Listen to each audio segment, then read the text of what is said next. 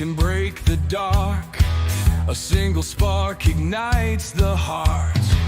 But if we turn when justice calls, the chains we forge will bind us all. When truth is silenced, when lies take hold, the cost is freedom, the soul grows cold. No one stands tall while another must fall. Freedom for one depends on freedom for all. We're mavericks of freedom, rebels in the fight, defending every voice, defending every right. For the moment we falter, the moment we stall, we lose our own freedom when we let others fall. You can't stand free while others kneel. When justice fades, it's freedom they steal. An innocent condemned, a crime unspoken, and with it the bond of liberty is broken. No tyrant rules without our consent. Oppression thrives where silence is spent.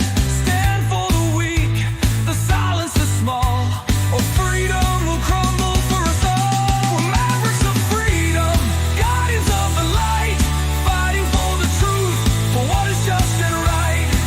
For the rights of one are the rights of all. We rise or we fall by answering the call.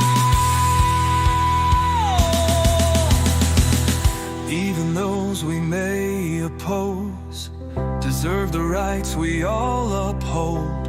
For if we deny them what is fair, we build our own prison in despair. The fight's not easy, it never will be, but justice for one is the key to be free. We stand as mavericks, together we strive, defending the rights that keep freedom alive. We're mavericks of freedom, rebels in the fight, upholding every truth, protecting every right.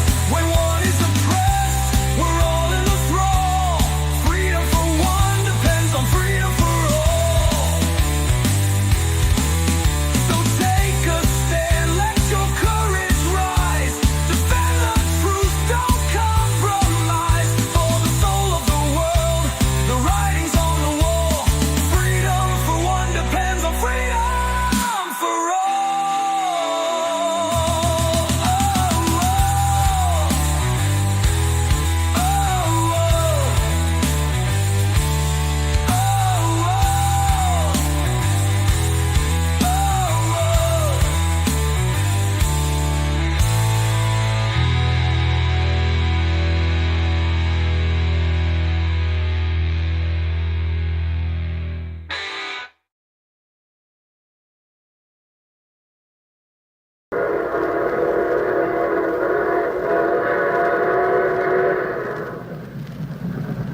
My creed as a Canadian is summed up in these words. I am a Canadian, a free Canadian, free to speak without fear, free to worship God in my own way, free to stand for what I think right, free to oppose what I believe wrong, free to choose those who shall govern my country. This heritage of freedom I pledge to uphold for myself and all mankind, for I am a Canadian. Greetings, Mavericks and new viewers.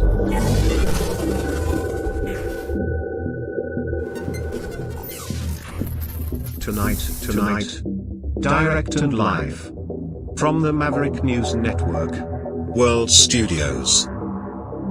This is Maverick News with Rick Walker.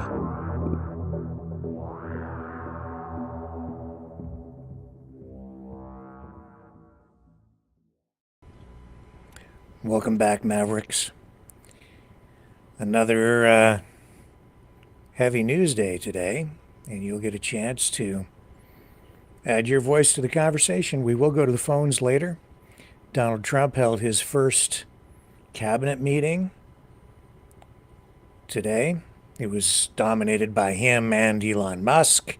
And of course, Canada came up in the discussion as he met with media. We'll share that with you. There's also a petition that is gaining a lot of traction in Canada. It calls for a ban on Donald Trump to prevent him from coming into the country. And I think some people are serious about it. What else do we have for you? Oh, yeah, Trump selling. I didn't get to touch on this yesterday, but Donald Trump is going to sell gold cards, or I'll call them golden tickets. Yeah, $5 million gets you entry into the U.S. of A. I thought the saying went that everyone has a price, but now I guess he's taken it to a whole new level. He's selling citizenship for $5 million. I'm not sure if that's a meritocracy, but I guess it depends on how you view merit. Stay with me. There's a lot to go into tonight. You know, someone very profoundly once said many years ago that if fascism ever comes to America, it'll come in the name of liberalism.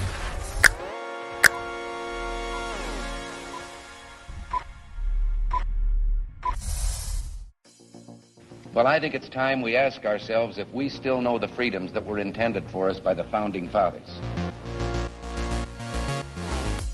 If we lose freedom here, there's no place to escape to. This is the last stand on Earth. The entire world is watching. Every dictator, every crazy dictator in the world is watching.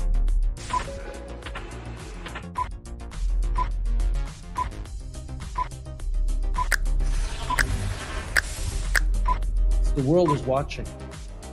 On TV, the entire world is watching. On social media.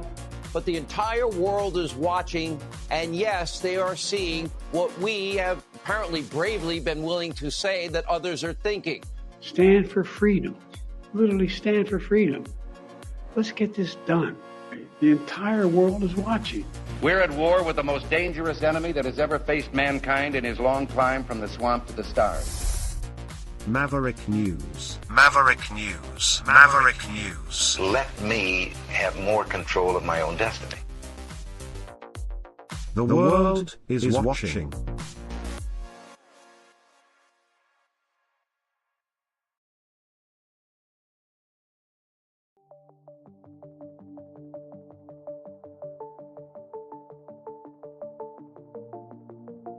Greetings, brave Mavericks. Our quest for truth continues. We go beyond fake news. Together we expose propaganda. Together we pull others out of rabbit holes. We are maverick thinkers. We are all unique individuals. Defenders of individual rights and freedoms. Credible. Trusted. Grounded in reality. Maverick News. Maverick News. Defending free speech. Free speech. Donate at freedomreporters.com. Do it now. Tomorrow may be too late.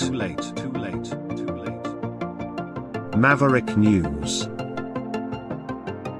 The world is watching.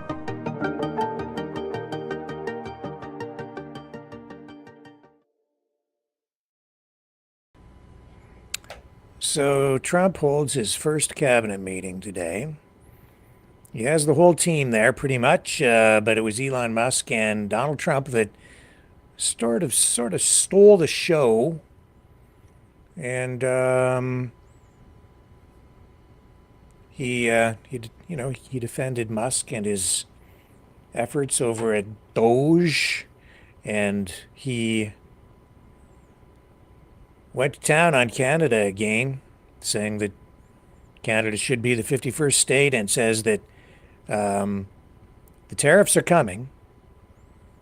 It looks like now we have a date set of sometime in April, kind of clarifying where things are at. But it's just all over the map, man. You can't really tell with this guy what's up. Is he serious? Oh, I think he's serious. But they can't seem to get their act together down there. This is pretty chaotic and messed up. Let's get the clip. Mr. President, can you clarify the Canada-Mexico tariffs? You had put that 30-day pause, but you just referred to April. 25%. 25%. When does it go into effect? April 2nd. April 2nd for Canada-Mexico. Correct. And for everything. Well, we have the fentanyl-related is a pause. If they can prove to the president they've done an excellent job, that's what they first do in 30 days. Have you guys seen any but then the overall is April 2nd. So the big transaction is April 2nd, but the fentanyl-related things, they're working hard on the border. At the end of that 30 days, they have to prove to the president that they've satisfied him to that regard. If they have, then he'll give them a pause, or he won't. He's the boss. You gotta prove to him. You gotta report to him. He's the boss of Canada. Okay. Canadians are pushing back. It's pretty evident that a lot of people are kind of disgusted and insulted by everything going on. Not surprising. So we have a gentleman out in Alberta, of all places, Alberta, and he has a petition that he has started. The guy's name is Gerard Aldridge. I have reached out to him. I've been hoping to get him on the program. Haven't heard back from him yet. We'll see if it happens. Maybe later this week. I'm not sure. But the petition is gaining a lot of traction. I will show you where we're at with it. It is sponsored by none other than Charlie Angus, the NDP Member of Parliament, who has really become a champion of Canada, bringing people from all across the political spectrum together in a pro-Canada pushback against Trump. And part of it now involves this petition, which is online at ourcommons.ca/petitions. In fact, I'll put the link in the chat for you if you are so inclined. Well, actually, that's for the cover page. And I think we're well over 20,000. 20,000 signatures. Let's scroll down and we'll click on here to sign the petition. Here it is right there. All right. And I've got the URL, which I can post in the chat for you. If you are interested, it's petition E-5345, a petition to the Government of Canada. And it reads as follows. Whereas Donald J. Trump is a convicted and sentenced felon of the United States of America, Donald J. Trump is an insurrectionist, having engaged in one of his own U.S. Capitol, having engaged in one on his own U.S. Capitol, as concluded in state court decisions in the United States of America. Donald J. Trump is making ongoing threats of both a monetary and sovereign nature against Canada. Donald J. Trump's criminal background demonstrates that both his words and actions represent a danger to the security and sovereignty of Canada.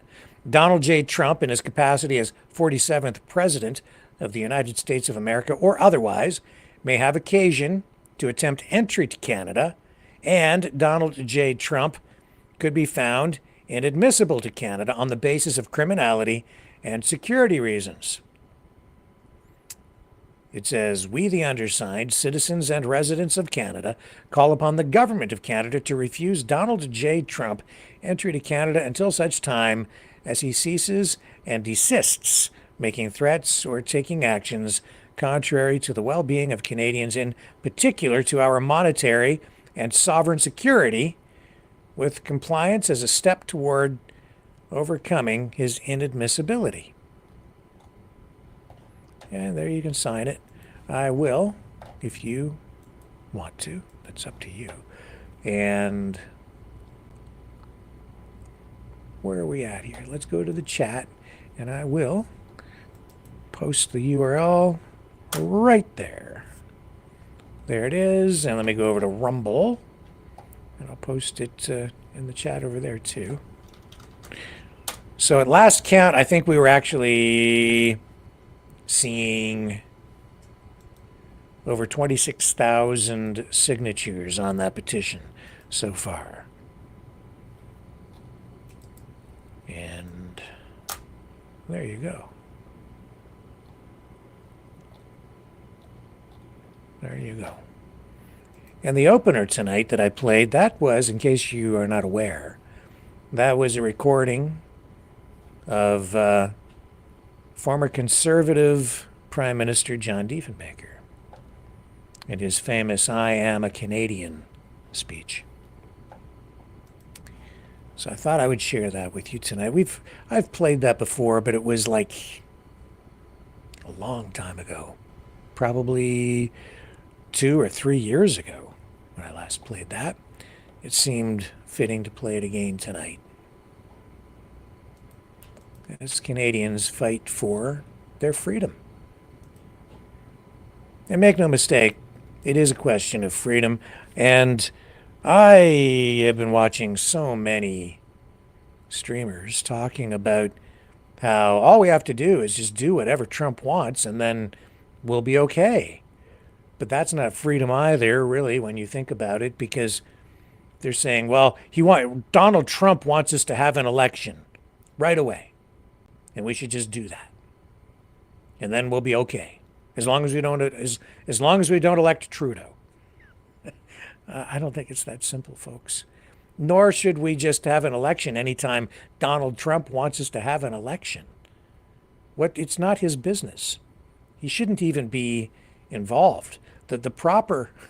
What he should really be saying about Canadian politics is either nothing or it's up to the people. Let the people just have their, go through their process. Let the people of Canada decide.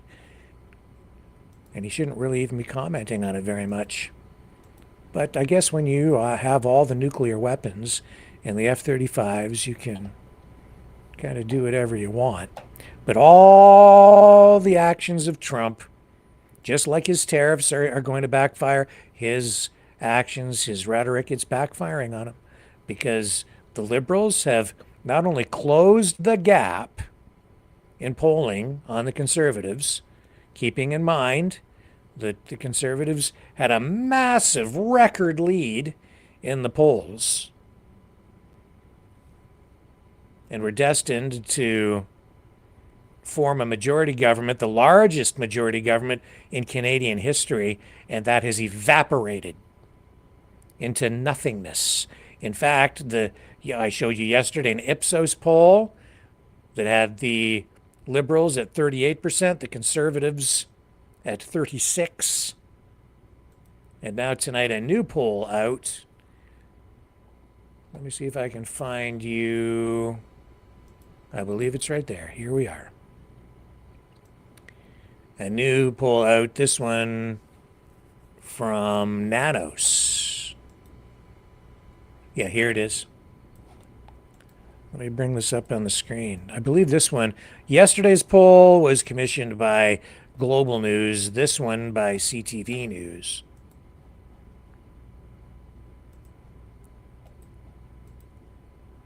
And it's basically, it says here in the headline, as you'll see, now a dead heat. Basically a dead heat as Trump fears grow, federal Liberals keep bouncing back, pollster says. And it says, as a rebound in support for the Liberal Party of Canada continues amid simmering tensions with the United States, new polling shows what amounts to a dead heat with the Conservatives in a federal election were to happen today. So this is a Nanos research poll. Shows an increasingly tight race between Justin Trudeau's Liberals and Pierre Poilievre's Conservatives, who have held a commanding lead for more than a year, which lasted until just recently now. And as you can see, it says here there's currently a 4-point gap between the Conservatives at 37% and the Liberals at 33%. So this one puts the Liberals still a little bit behind, but man, that gap is closed, and the Ipsos poll yesterday shows the Liberals actually out in front. So it is absolutely a dead heat. And some people may not want to acknowledge it or believe it, but I believe this poll. I think it's probably fairly accurate. Sometimes the way the wording they choose, or the methodology they use, cooks numbers for polls. But in this case, I think there's some truth, real truth to this gap being closed. There was a 27-point gap at the beginning of the year, and as you can see, here's a graph that I probably can't make any sense out of that because there are too many lines. It's too complicated. But I gave you the numbers, and you've got the idea. And that's what you need to know about that story, at least on the surface. More below the surface, obviously. And I'm just looking in the chat here. Hello, everybody. Hello, Stoic Teacher. Hello, Pissed Off Dragon. Hello, Lindy. What are you guys saying about the polls? Hello, Johnny.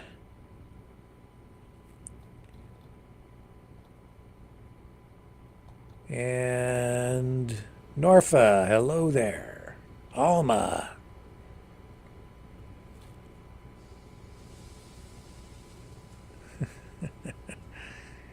Alma says, I'm so tired of hearing about Trump. He's elected by a majority of Americans. He's doing his job. Canadians need to check out what our politicians are doing in our country. Nothing I can see. And what else we have here?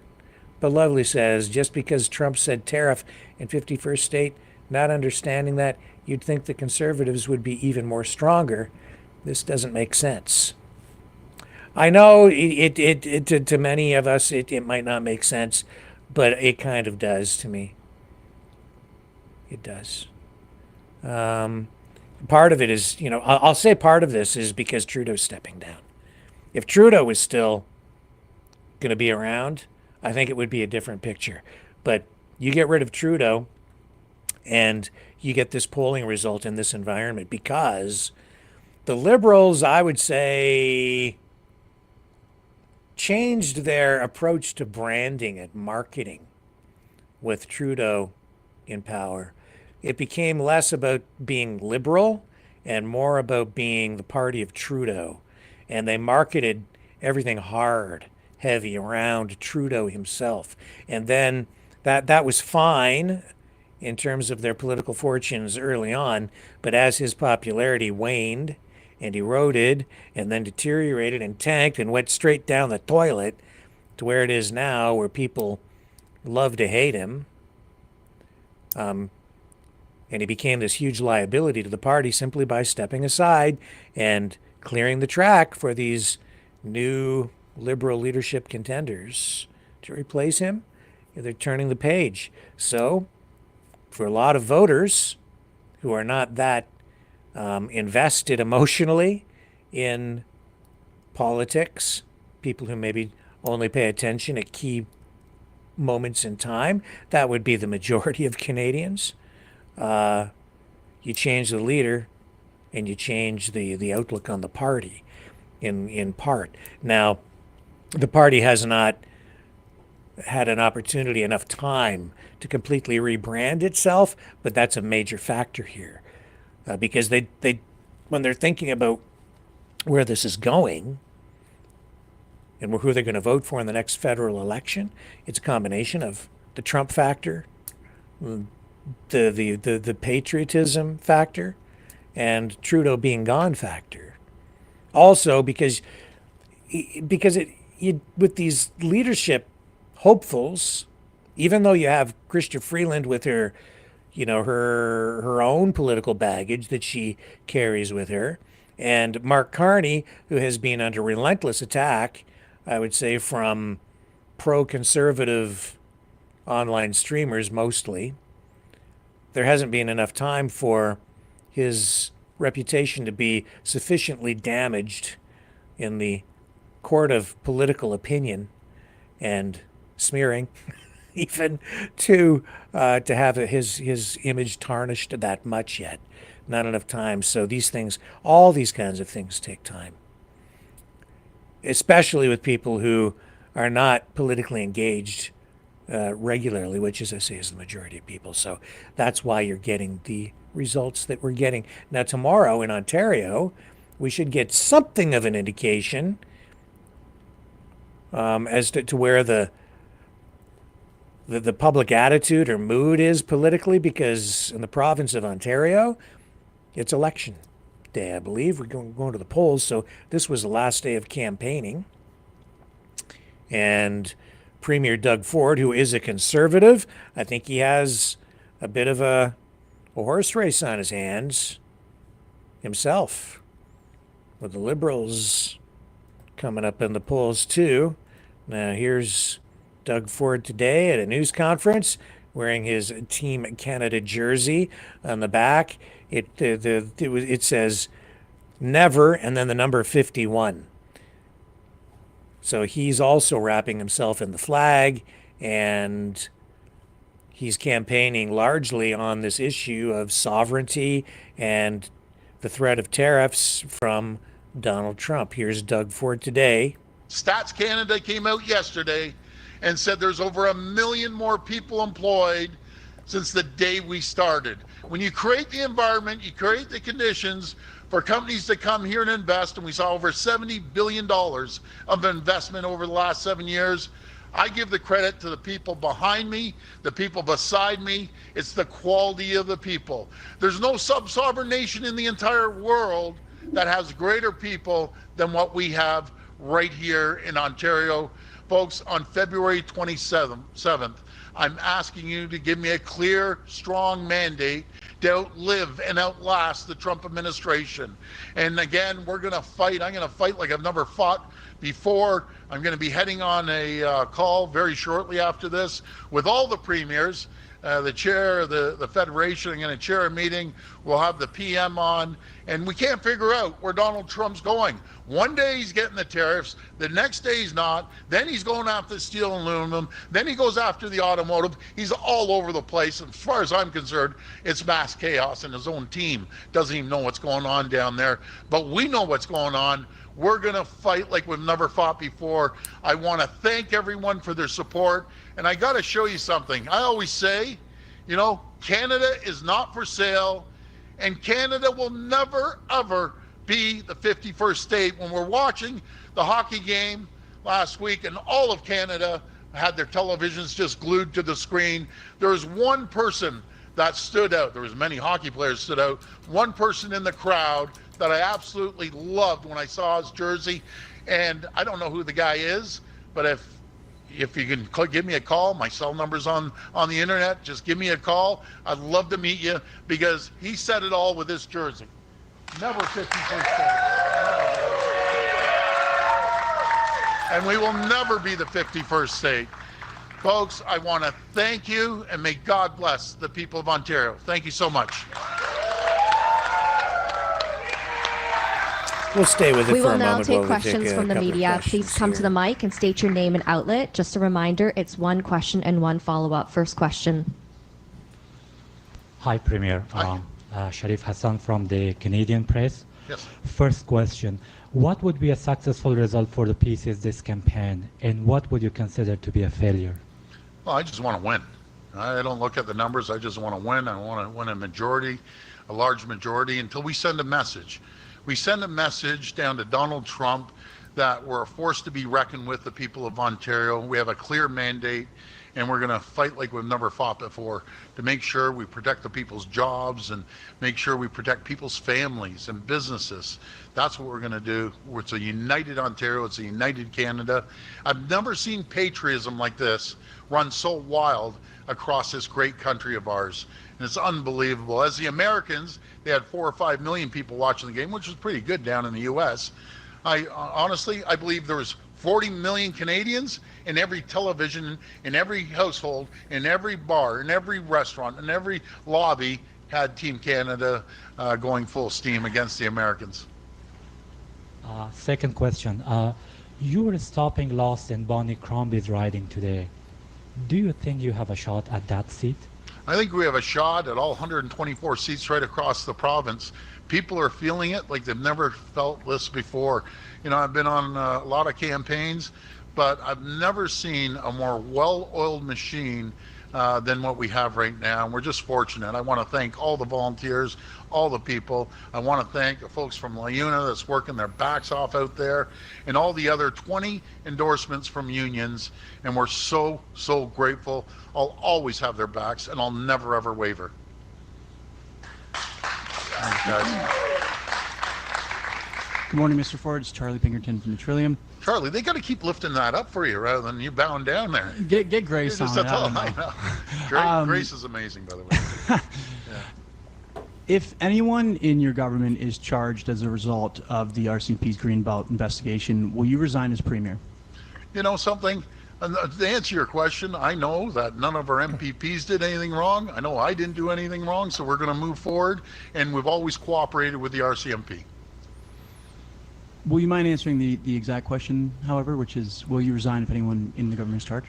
Again, I'm going to make sure that we're cooperate with the RCMP, and I'm feeling very, very confident. I don't know what's going on with that, but I'll tell you one thing, Charlie. People aren't talking about that. They're talking about the economy. They're talking about the tariffs. They're worried about the economy. They're worried about their jobs, and going to fight for the people. And then as a follow-up, will this be your last provincial election? Boy, you're asking a question. Man, I want to be Premier forever. You know, I want to beat out Hazel McCallion with a number of years. God bless Hazel. And she's looking down on us, and I can tell you Hazel McCallion is cheering for us. I'll guarantee it, 1,000%. Hi, it's Chris with CBC News. I got a question for Tony Francis. Yes. Go ahead. Go ahead, Tony. Yes, if you could step to the mic here.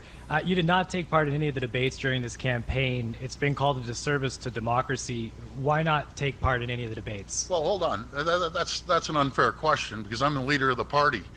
I would rather have our candidates door knocking, hitting 400 or 500 doors than a bunch of people from all 3-4 parties. I've been in this game for a long time.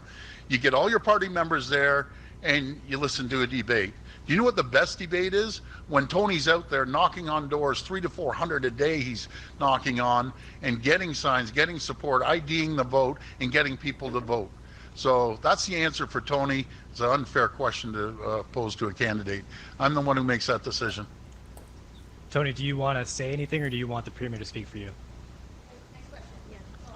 Go ahead. Next question, please. The U.S. has reportedly threatened to cut Ukraine's access to Starlink over critical minerals. Does this change your position on Ontario's Starlink contract? Do you still plan to go ahead with it? Well, I don't believe in starting tariff wars. And I never, as I say, wearing a hockey jersey, I never throw the first punch. But I'll tell you, I don't believe in starting a fight, but we're going to finish the fight.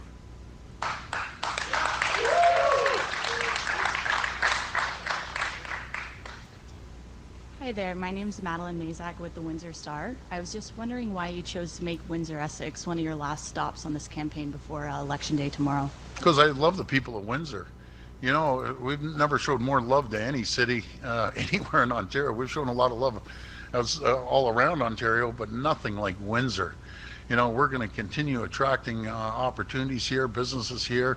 We're going to build infrastructure here until the great members behind me and the association, I should say the union, go out there and have a paycheck, get a paycheck, and spend. We're spending over $222 billion on infrastructure, and these are the people that are going to be building. So, folks, when you see houses go up, when you see facilities go up, when you see the hospital going up, you can thank the people from LaUna. Thank you. How confident are you that you can flip the Windsor West riding PC? Well, I'm confident because the member right there, right now, the NDP doesn't say a word. Sit there and not say a word. Doesn't represent the people of Windsor. We need a strong voice with Tony. And Anthony and Andrew have done an incredible job. But I call them, we need the triplets down there. They look identical, don't they?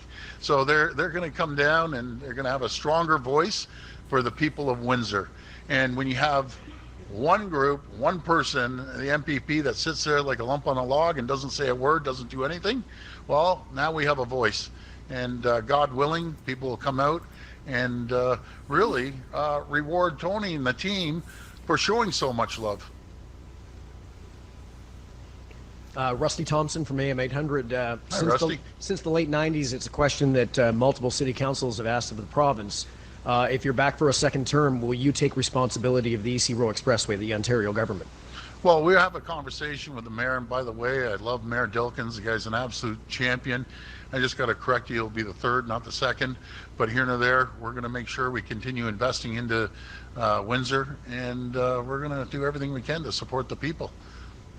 But would you, beyond a conversation, I mean, multiple premiers, multiple candidates have been asked. It's a major burden for the city financially, and given its importance now with the hospital, the EV battery plant, and all the development here, would the Ontario government take responsibility and upload that? Well, we're investing tens of millions of dollars for the Lausanne Parkway in Banwell and other infrastructure across Windsor. So we're taking a massive burden off the backs of the municipalities. But you couldn't ask for a better partner than Mayor Dilkins. He's an absolute champion. You know, he supports me, he endorses me. I consider him a friend, and we'll do everything we can. And as for the premiers and candidates over the years, many premiers, many candidates, many ministers that represented this riding ignored Windsor. They said they were going to build a hospital. They never built a hospital. They said they were going to do Lausanne Parkway and Banwell. They never did it. They said they were going to build long-term care. Never did it. They said they were going to build new schools. Never did it. We're doing all of it, and we're going to continue attracting jobs and investments. And the reason they picked Windsor is because of the quality of the people down here. This will be the last reporter. Hi, Maureen from Blackburn News. Hi. You said that you want to change Windsor West to give people a voice there. We haven't heard your candidate's voice as the media. Why should you vote? Why should the people of Windsor West vote? Oh, you'll hear loud and clear when he's heading down to Queen's Park after this week. And again, I want to emphasize, it's not about the media, it's about the people. That's where the media has to differentiate. We would rather have our candidate, Tony, knocking on hundreds and hundreds of doors, listening to the concerns of the people of Windsor West, and he's going to address those concerns because finally they have a voice. The only difference between Tony and the existing MPP, Tony will show up to your front door. He'll give his cell number to you. He'll work his back off around the clock, and most importantly, he'll have a loud voice for Windsor West that hasn't had a voice down there in decades. So have you told your candidates not to speak to the media?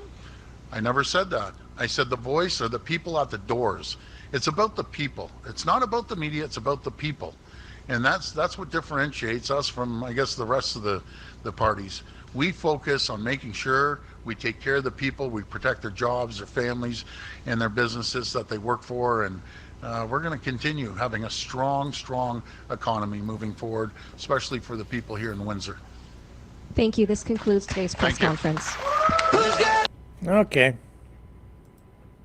The end of that. Now, also part of the pushback from Canadians against Trump and his rhetoric, the coach for the Canadian men's national soccer team, Jesse Marsh, in a news conference today for this upcoming international soccer tournament. Here, let me bring this up. For the CONCA-CAF Nations League Finals. I'm not a soccer fan. I don't even know what the tournament is. But it's a big tournament, I guess. It's the CONCACAF. Whatever that thing is, I've never been into soccer. I'm just not a soccer guy. But it's a big tournament. And this guy says that Trump needs to lay off the ridiculous 51st state rhetoric. And he says it's fueling his team's desire for victory, even though the Canadian team is ranked, I think, pretty low, like 27th worldwide or something like that. But they're going to, I think they go up against Mexico first. And Mexico is ranked like 19th, so that might be a pretty close match. Now, I don't know, with all the patriotism flowing through their veins, pumping that red Canadian blood, fueling the soccer team, who knows? Maybe we could have some miracle happen and have a soccer repeat of the Miracle on Ice that we experienced just days ago at the Four Nations Hockey Tournament. Probably not, but wishful thinking. But here's Coach Marsh, and, you know, I think he's got a valid point here. These international tournaments for Canada mean something different now. And, you know, as an American, I'd like to address the 51st state discourse, which I find unsettling and frankly insulting. Canada is a strong, independent nation that's deep-rooted in decency, really. And it's a place that values high ethics and respect, unlike the polarized, disrespectful, and often now hate-fueled climate that's in the U.S. And look, Canada values a lot of fairness and unity. It's a place that I've learned as the national team coach where people really believe that their differences make them stronger. And honestly, it's one of the things that I've enjoyed the most about our team is that they exemplify this as human beings and as a team. And look, they're almost all first and second generation Canadians coming from different heritage and cultures, but they uniquely are incredibly proud to be Canadian, to represent their country, to give everything to each other, and the love that they have for each other and playing for their country. And to me, this sounds very familiar to years past, right? So for me right now, I couldn't be prouder to be the Canadian national team coach. And I found a place where that embodies for me the ideals and morals of what not just football and a team is, but what life is. And that's integrity, respect, and the belief that good people can do great things together. And so if I have one message to our president, it's lay off the ridiculous rhetoric about Canada being the 51st state. As an American, I'm ashamed, right, of the arrogance and disregard that we've shown one of our historically oldest, strongest, and most loyal allies. But one thing's for sure, okay, when I look forward to a month from now, is I know that this will fuel our team. The mentality we have, the will we have to play for our country, the desire we have to go after this tournament in every way and to show on and off the pitch exactly what Canadian character is. So obviously I really look forward to the challenge of playing Mexico, but the tournament as a whole, and I guarantee that our team will be ready. All right.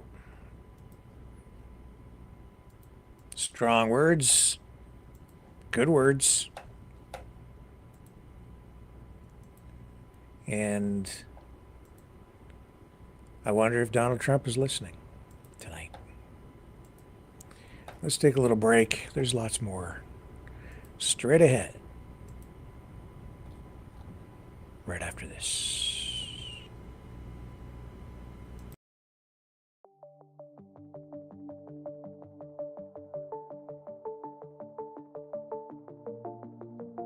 Greetings, brave Mavericks.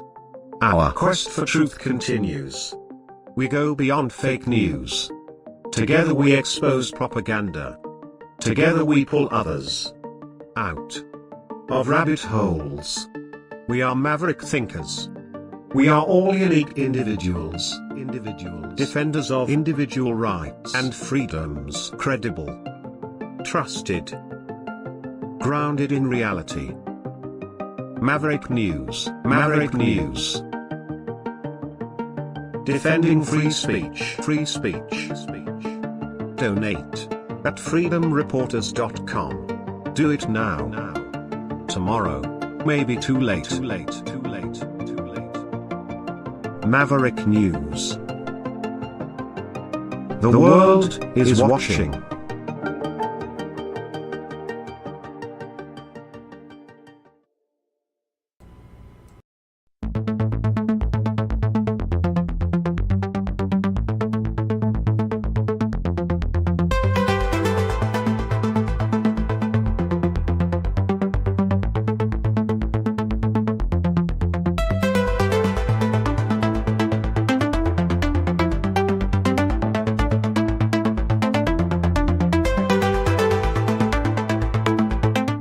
Maverick News. Expose lies and tell truth.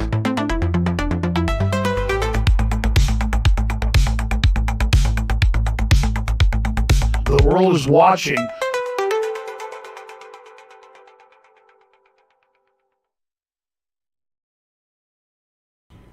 I think we are going to look back on these days as the darkest in our history.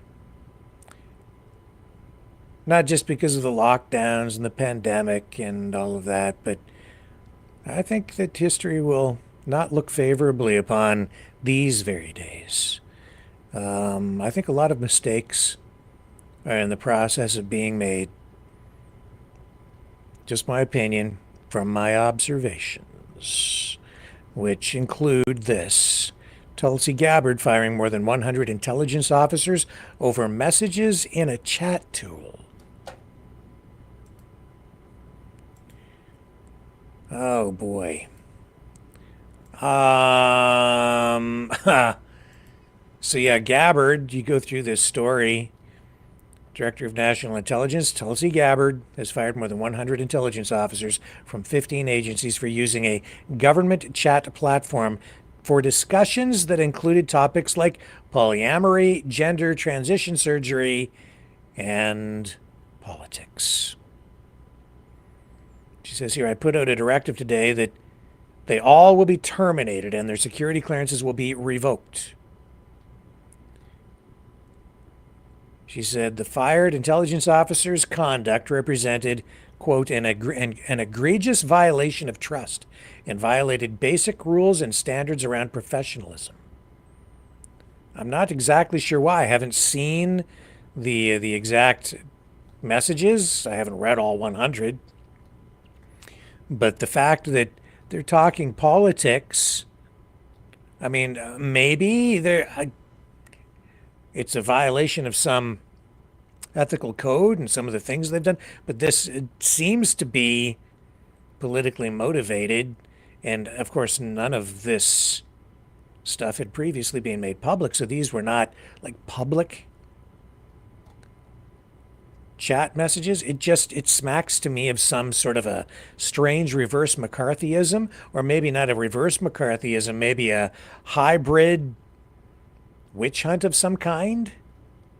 Like I said, Doge to me at this point, as much as it's supposed to be about efficiency, I think it could be named the Department of Getting Even, because they are clearly targeting people, bureaucrats, just programs based on politics, not really on efficiency. And in that way, I would argue it is an overreach of government and an inappropriate use of executive powers by the president. It's unconstitutional. Efficiency, yes. Political hit jobs or using these powers as and these executive orders as a way to get at these programs and these people, these employees, for political reasons. No.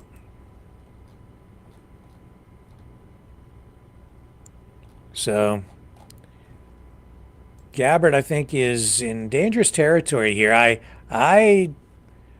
Time will tell. We need more details on this, but I get very uneasy because I see this as a potential violation of people's rights, which comes right back to the whole question of freedom, and where I'm all about freedom. This doesn't feel like freedom. This feels like coercion, enforcement, forced capitulation. Here's the interview with Tulsi Gabbard on Fox. Tulsi Gabbard is the Director of National Intelligence. First of all, congratulations on your confirmation. Thank you, Jesse. It's good to see you again. Good to see you too. Not so good to see some of these transgender sex chats among the intel officials. What are we going to do about that? Well, Jesse, what we're going to do has already been done. There are over 100 people from across the intelligence community that contributed to and participated in this what is really just an egregious violation of trust, what to speak of like basic rules and standards around professionalism. I put out a directive today that they all will be terminated and their security clearances will be revoked. But the thing here, Jesse, is like we got to take a step back because this is just barely scratching the surface. When you see what these people were saying, and thanks to Chris Rufo for putting it all out online, they were brazen in using an NSA platform intended for professional use to conduct this kind of really horrific behavior. And they were brazen in doing this because when was the last time anyone was really held accountable? Certainly not over the last 4 years, certainly not over the last 10, maybe 20 years when we look at some of the biggest violations of the American people's trust in the intelligence community. So today's action in holding these individuals accountable is just the beginning of what we're seeing across the Trump administration, which is carrying out the mandate the American people gave him. Clean house, root out that rot and corruption and weaponization and politicization so we can start to rebuild that trust in these institutions that are charged with an important mission of serving the American people, ensuring our safety, security, and freedom. Okay, so I have Chris Rufo over here from the Ben Shapiro Show. I've not vetted this. I don't know. I haven't had time yet to get into it this deep, but let's go over here and just listen to a little bit of this anyway. We'll see where it goes to find out a little bit more about to get a better idea, some context here, some perspective, so we can assess this in a more accurate way. You talked about that. I want to talk about a couple of new things that you're uncovering today with regard to talk at the NSA, which again is an agency designed specifically to target foreign enemies, about apparently domestic enemies, and yours truly comes up apparently. That's absolutely right. I mean, these are intelligence officials that should, in theory, be focused on foreign adversaries, but they are very concerned about domestic politics. And so it's not just about their hormones, their genital surgeries. They have vitriolic feelings towards conservatives in particular. Two names that came up, of course, were Chaya Raichik of Libs of TikTok fame and the one and only Ben Shapiro.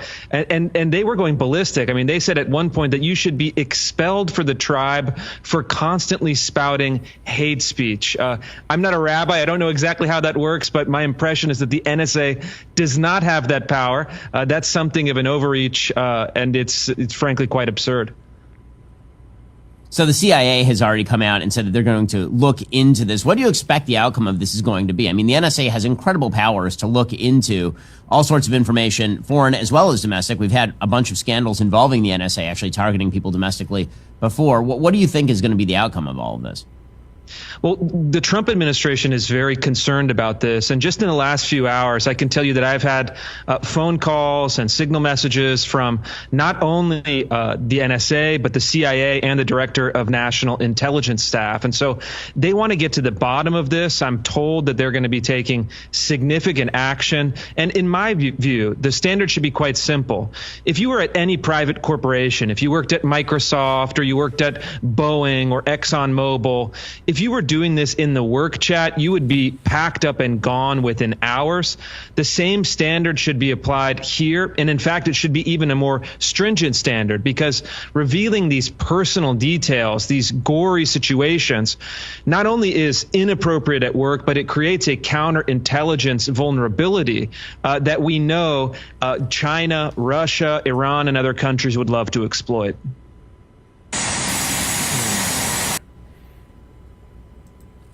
Okay, well, I don't know. I'd like to see, the content of these chats. If anybody has a link or anything to the actual transcripts, I'd be very interested in seeing that. I've not found those yet. So, I want to assess this in more detail for more accuracy. I just get really uneasy when people are getting fired over political things on either side.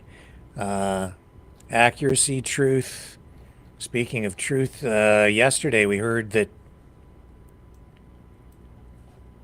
Peter Navarro was identified as saying that the U.S. was looking or proposing having Canada kicked out of the Five Eyes Security Alliance. That, of course, concerned me. I didn't run the story yesterday. I wanted more information on that before I even really mentioned it very much. I think I might have mentioned it in passing, but we didn't really get into the story. I may not have mentioned it. I don't recall exactly. I was speaking about it on the phone with a couple of people yesterday. But Navarro later came out and issued this statement. Well, he was asked about it by journalists, and he says it's not true. But the sources for this story, Financial Times, Economic Times, some other media outlets, they're generally pretty credible. And he's saying that the sources are unnamed, and so he didn't really even want to comment on it, but he did. I'm a little suspicious, to be honest. Because I got to be in there. But this nonsense from the Financial Times is a product of a culture in the media where they report stories and never name their sources. And my view is that we should never have to comment on any story where it's based on unnamed sources. Have you ever noticed that? Okay, that was just crazy stuff. We would never, ever jeopardize our national security, ever, with allies like Canada, ever. So please stop doing that. And I have proposed, and I hope somebody's hearing me, that we just don't pay any attention to any questions that are based on anonymous sources. That's all I got to say. We'll talk maybe later today. We got a nice sign in the Oval on another executive order, but I appreciate everything you do. Can we do a quick one on the Canada-Mexico tariffs? I have to say, the story seemed to be in alignment with a lot of what was going on yesterday. And then he comes, and he was actually cited in some of the reports as being the guy who was proposing it. And then he comes out and denies it. But with all the chaos, it seems like everything's swirling around Trump and his new administration. It seems like that's at the center of it all. There's always a storm. And there's all this confusion and chaos and mixed messaging, as Doug Ford even talked about, and Mr. Fury out in the east coast of Canada, the premier stepping down or announcing he's stepping down yesterday and coming out and criticizing Trump, saying exactly the same thing, that he's causing a lot of chaos. This just kind of plays into that too. It just, something about this smells a little bit weird. Everything about this new administration is weird. It is. It's pretty weird. Does even Trump yesterday, which I didn't get to talk about, saying that they're in the process of putting together some sort of a new program where they're going to be selling gold tickets, or not tickets, I call them tickets, gold cards. What, like an American Express gold card? No, it's you pay $5 million,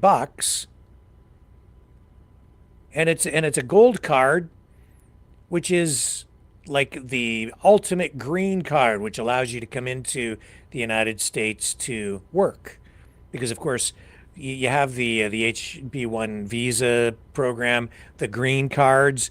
They've always had lotteries. Canadians, a lot of Canadians have longed for a green card so that they would be able to go work down in the United States. And if you win the green card lottery, it's like winning the lottery, because you can go down there and get a job, which of course may or may not pay more than you make in Canada. But some people think they can go down there, and in some cases they can make more money. but you have to have a work visa. Well, now, instead of going through the regular channels and either winning the lottery and getting one for free, or going through the process of proving that you deserve to come into the country because you have special skills, or there's some reason based on merit, as Trump is always keen to suggest.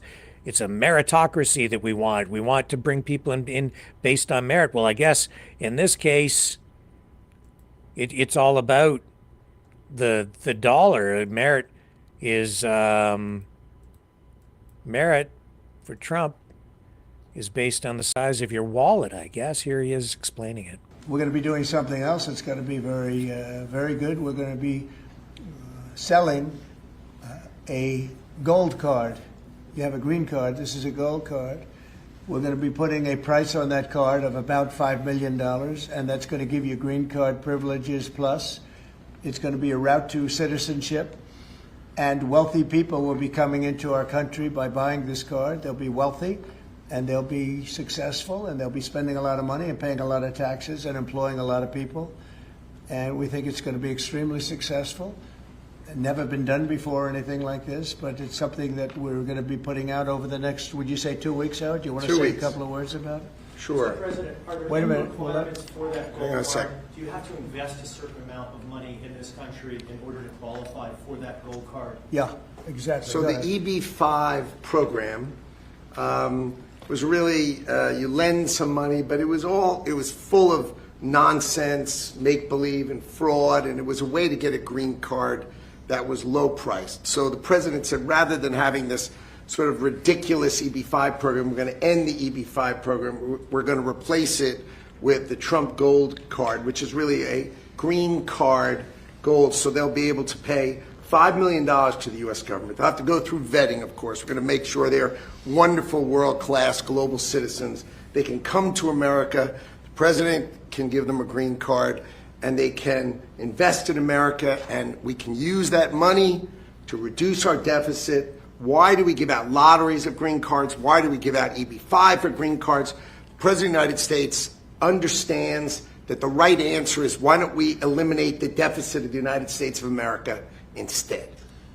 The gold card, well, millions, but the gold card will bring in with it people that create jobs, very high-level people. I think companies will pay to get people in. For instance, you today graduate from the Wharton School of Finance or Harvard or Stanford or any college, and nobody knows if you can even go to work for a company. So Apple and all these companies that want to get people to be working for them will be able to buy a card, and for the people that are number one in their class at top schools, I see that as one of the things. But generally speaking, it'll be people with money and people that create jobs, and they won't have to pay any tax on income outside of the United States, which they're not paying right now. They're not citizens, but they'll have to pay if they create jobs in the United States. They'll pay full taxes like everybody else. So you're getting big taxpayers, big job producers, and we'll be able to sell maybe 1 million of these cards, maybe more than that. And if you add up the numbers, they're pretty good. As an example, 1 million cards would be worth $5 trillion. $5 trillion. Wow. And if you sell 10 million of the cards, that's a total of $50 trillion. Well, we have 35 trillion in debt. That'd be nice. So we'll see. But it could be great. Maybe it will be fantastic. We have it all worked out from the legal standpoint. It's totally legal to do. Hasn't been done before. It's been done in many different forms. We give them away. Why should we give them away? We shouldn't give them away. And I think it's something very exciting. I think it's potentially just something that we're all very excited about. Uh-huh. Well, who needs a Trump gold card to get into the United States when you can just go online? You remember the maybe I can find this over here. The Trump trading cards, the NFT trading cards. Non-fungible tokens. Here we go.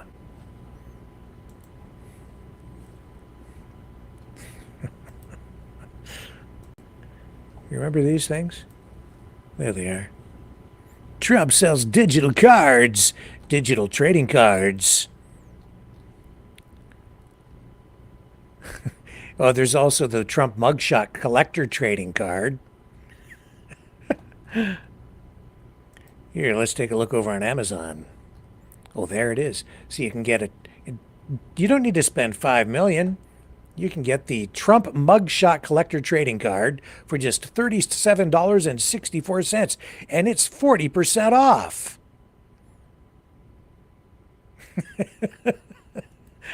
Oh, it is so weird.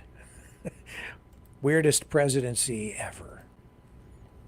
Come on, you can't deny that that's not weird when it comes to the president of the United States. Just bizarre. And you know, as I listen to that, think about it, it seems to me this whole idea, you know, selling access to the U.S., access to jobs, access to the economy, essentially, and charging people $5 million to get into the country. It seems to be the base for merit for citizenship on the I have to ask myself, is there any value in moving to a country that seems to base merit for citizenship on the content of a person's wallet more than the content of their character? So that reminds me of these words inscribed on the Statue of Liberty. Give me your tired, your poor, your huddled masses yearning to breathe free, the wretched refuse of your teeming shore. Send these, the homeless, tempest-tossed, to me. I lift my lamp beside the golden door.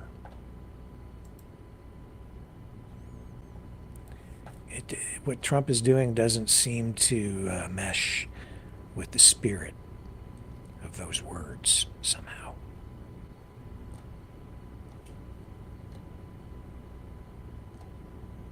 Stay with me.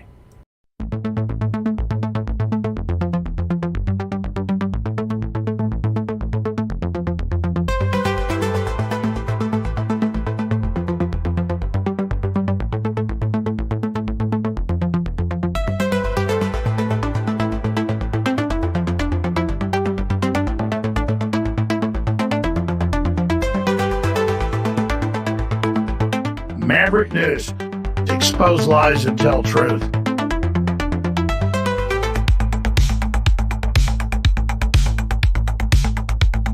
The world is watching.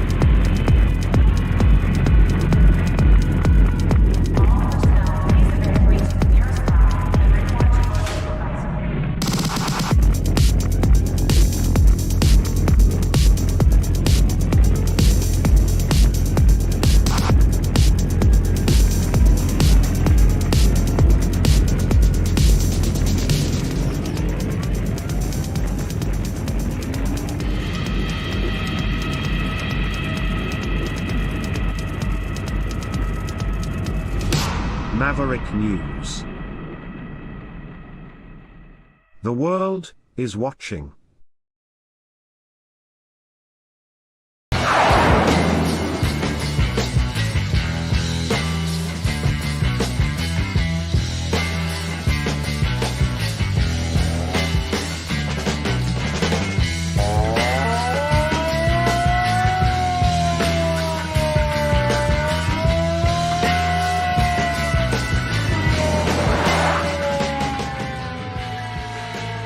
Maverick News. Fighting for freedom. Also, from the extremely weird file, this should almost be in the True Spiracies program. In fact, you know what? Let's do some True Spiracies, shall we? Let's do that. Are you ready? Because this story, this one just, it's weird. It's weird. So I'm going to put it into the True Spiracies category. And I've got two stories tonight for True Spiracies. Off the top, two lead stories. One about whether Trump is a KGB agent, and the other one is this weird AI video that he posted about Gaza. So let me find the True Spiracies opener here, and we'll do a brief True Spiracies segment, shall we? Where is the opener for True Spiracies? True Spiracies, True Spiracies, True Spiracies. Come on. We haven't done True Spiracies in a while. Who wants to do True Spiracies? I do. It's not that one. It's not that one.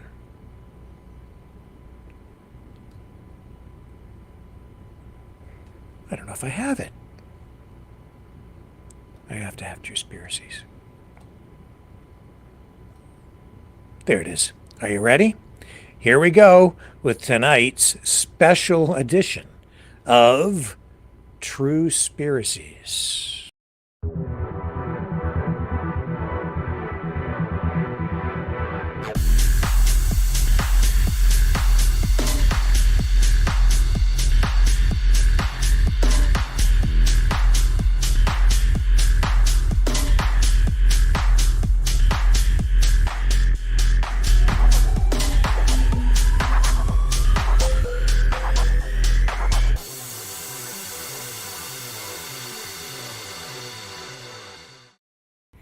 Okay, I'm back, and this absolutely belongs in this segment, this True Spiracy segment. Okay, Trump has posted this artificial intelligence video about Gaza. Has anyone seen this thing? Do you know what I'm talking about? We're looking to look in the chat. I don't know. People aren't responding quickly enough. Let me bring it up because it's just bizarre. This is, I hope I don't get a copyright strike on the music, but I have to run this because it's just weird.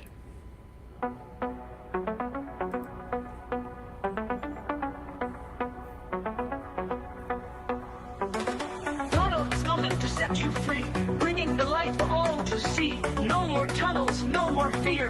Trump Gaza is finally here. Trump Gaza shining bright, golden future, a brand new light. Feast and dance, the deal is done. Trump Gaza #1. Trump Gaza shining bright, golden future, a brand new light. Feast and dance, the deal is done. Trump Gaza #1.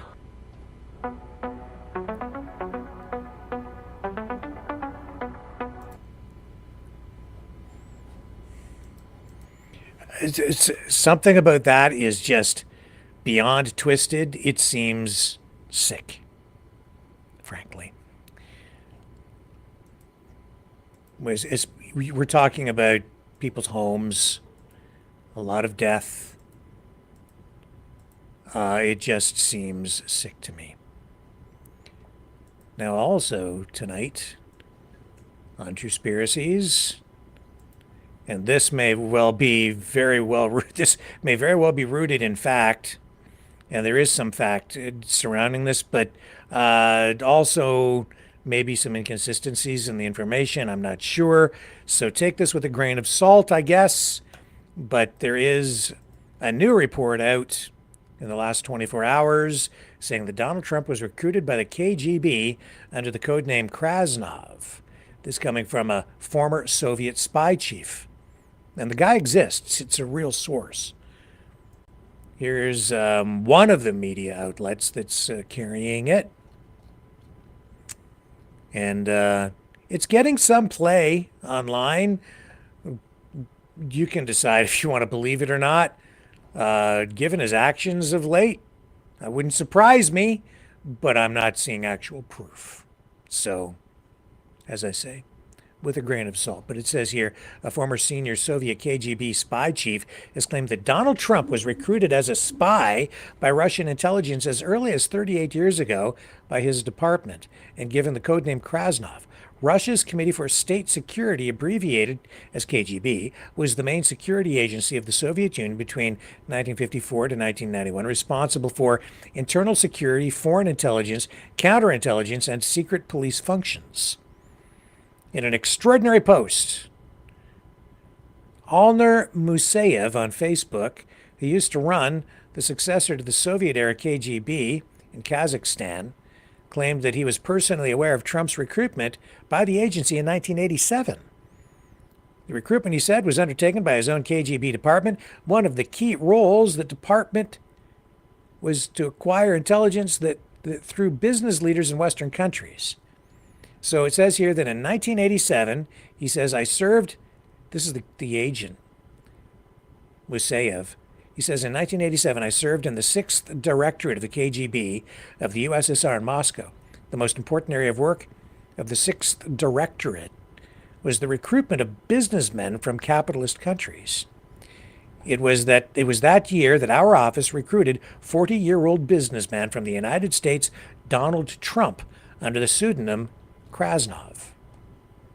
He later added, in the activity of intelligence agencies, as in life, everything is possible, even the wildest and incredible things.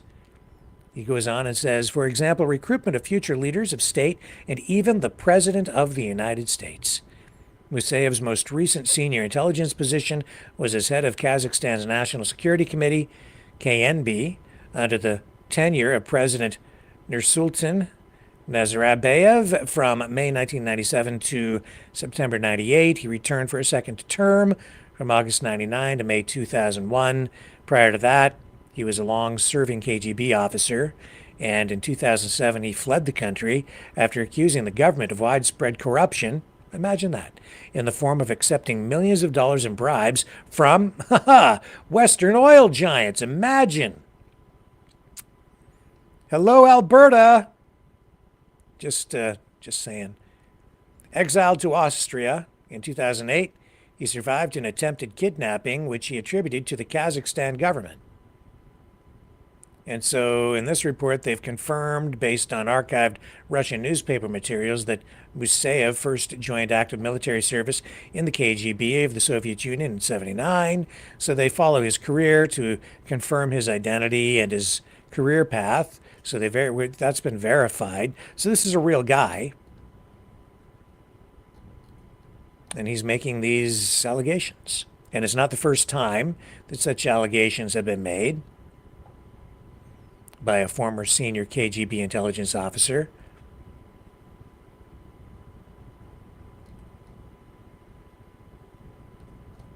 But it's the first time that Trump's alleged Russian codename Krasnov has been identified. Of course, it says here, according to Oleg Kalugin, a former KGB general who served in foreign intelligence and counterintelligence and during the Soviet era was Vladimir Putin's direct superior, Trump was on the radar of Soviet and Russian intelligence as early as the 1980s, with claims that the KGB had compromat on him, including reports of his sexual relationships with women. We've heard those kinds of things before. Oh, I know. And people say, you have TDS, Trump derangement syndrome. I'm just telling you what it says. And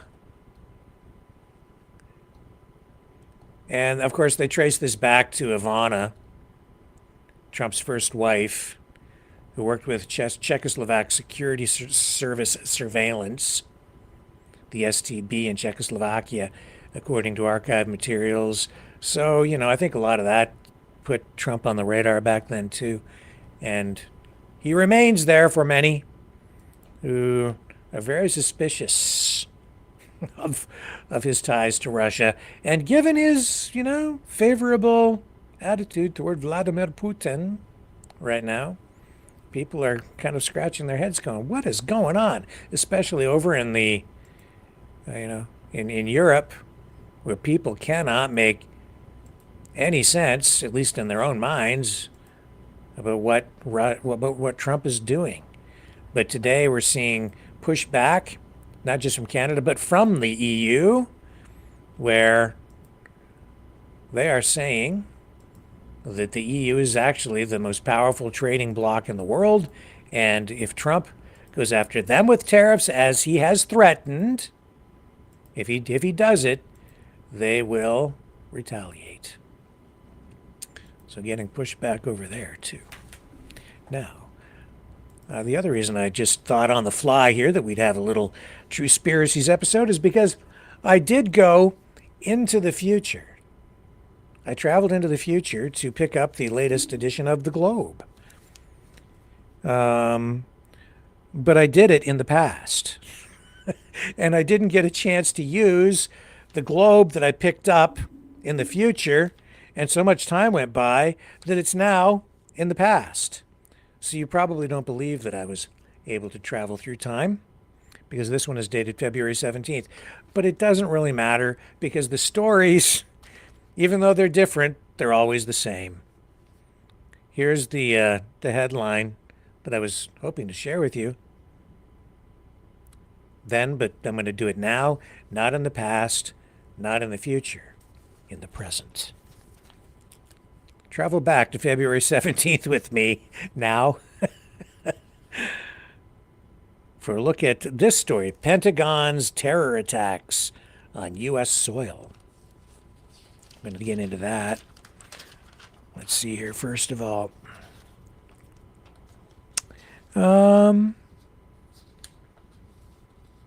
Oh, well, before we get to that, these are the best celeb photos of the week. Leaning Tower of Linda. Do you remember Linda? Linda Carter? Wonder Woman? Yeah, she's still looking pretty healthy. Yeah. She's doing okay. We have John Lithgow with a rubber chicken. Does it matter what the story is? Not really. It's just John Lithgow with a rubber chicken. Oh, do you remember Kenny G, the musician? Haven't heard about him for quite a while. But if you want retro, pick up the Globe. He's got sax appeal.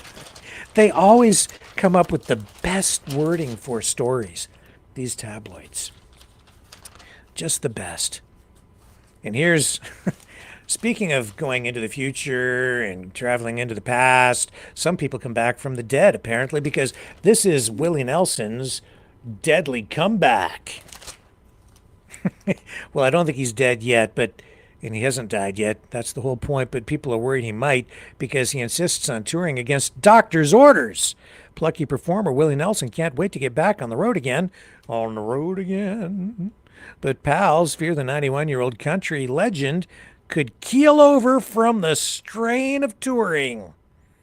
The red-headed stranger has announced a string of new concerts in April in Mississippi, Georgia, Alabama, and Texas, to follow his already slated gigs in Florida. News sources squeal, that's just the wording, that loved ones are trying to convince the stubborn geezer to scale back, but he is refusing to take their advice, even though a long litany of physical problems has nearly left him crippled. Oh! Can hardly walk out onto the stage to perform. Oh, he's barely getting by. He could keel over and croak at any moment.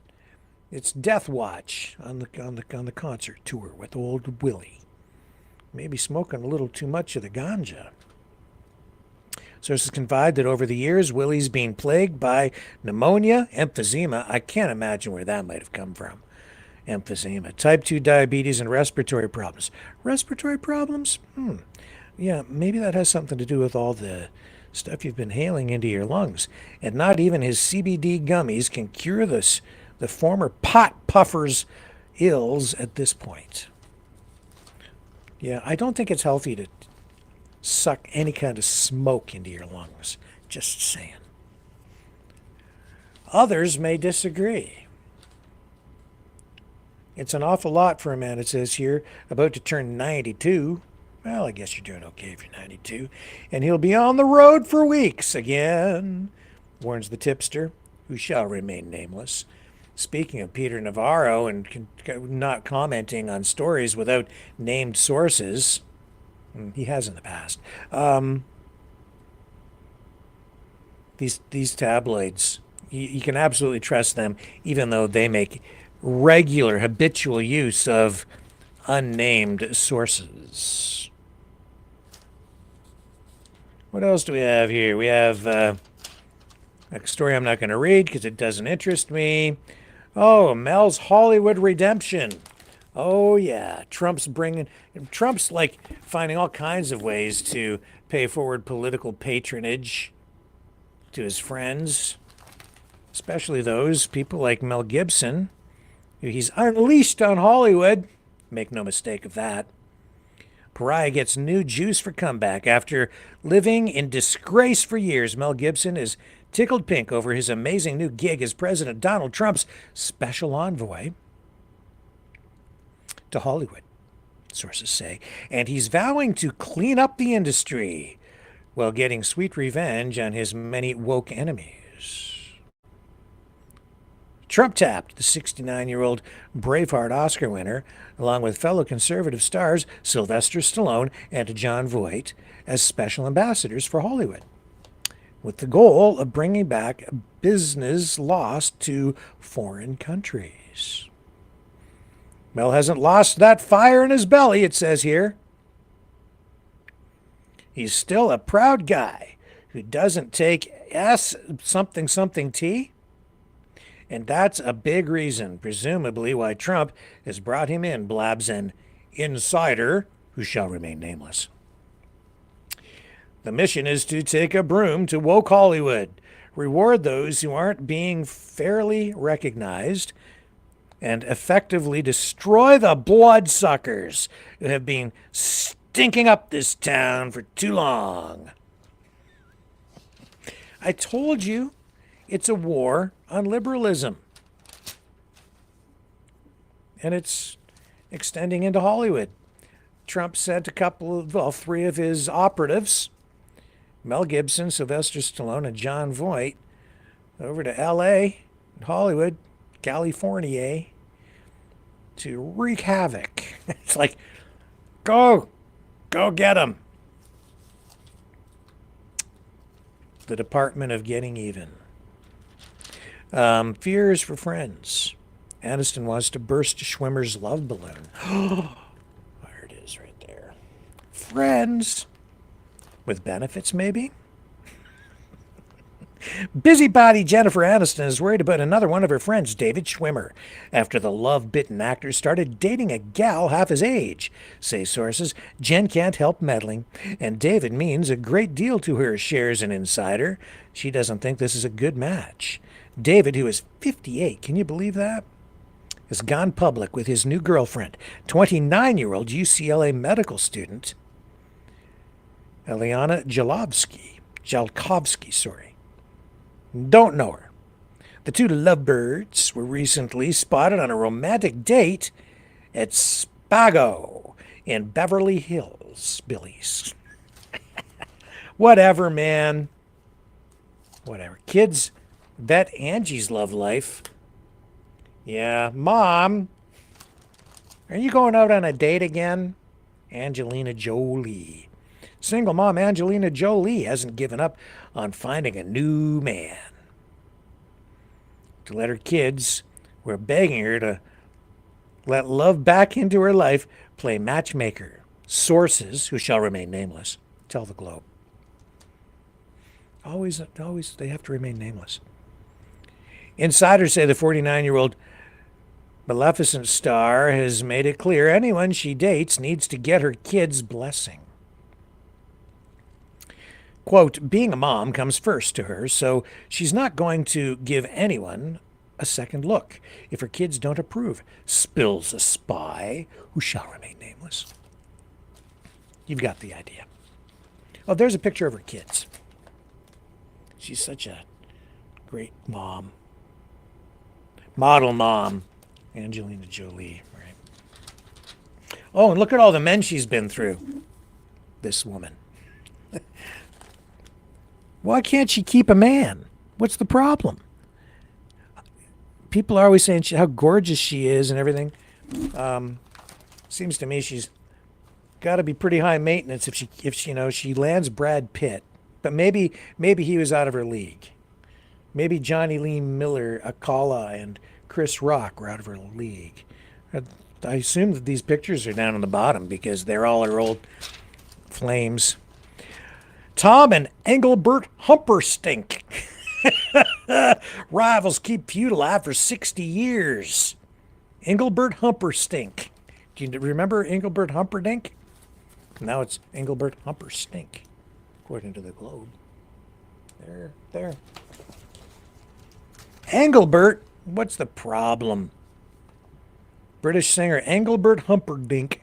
That name always cracked me up. Crudely hit on rival Tom Jones' gal pal, the woman claims, but adds it wasn't the cause of the men's 60-year feud that still rages today. I didn't even know they were feuding.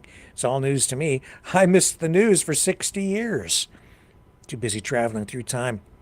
Author and TV host Charlotte Laws, 64, says she had a crush on Welshman Jones, now 84, since she was 9 years old, and managed to meet the Delilah crooner when she was 17 and he 37.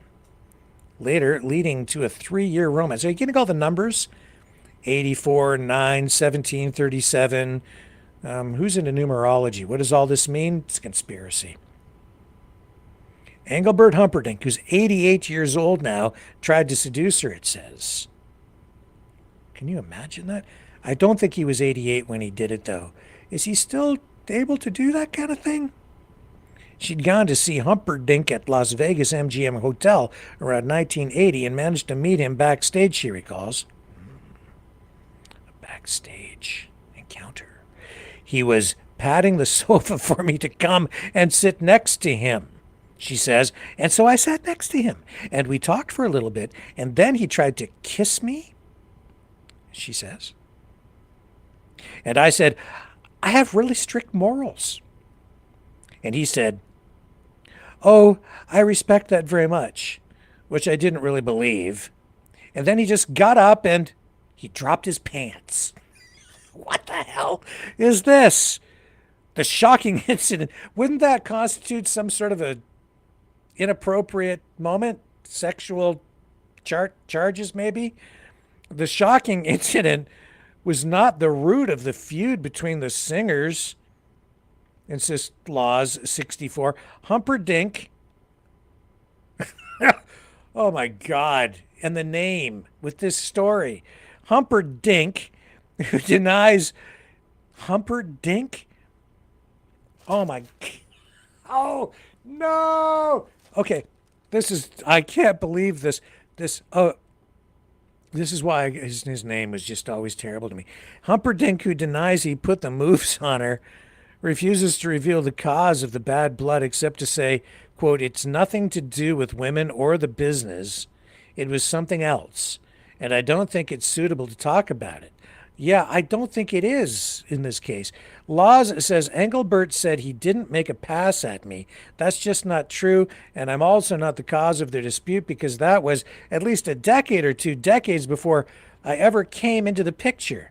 Tom never talked about Engelbert at all, and Engelbert was so passionately upset about Tom that you couldn't even mention the name. She believes Humperdinck was jealous over Jones' career and Gordon Mills, who managed them both. Engelbert was jealous and angry, and he felt like Tom was getting more attention, not only career-wise, but also from Gordon Mills, she says. As for her affair with Jones, she calls him the guy of my dreams. It was very exciting. Tom is a total sweetheart. But he dropped his pants. Pretty serious allegation there from the unnamed source. Oh, no, it's not unnamed in this case. It's the woman, I guess. I don't know. I smell a lawsuit. How old is he again? 88. 88. Whatever.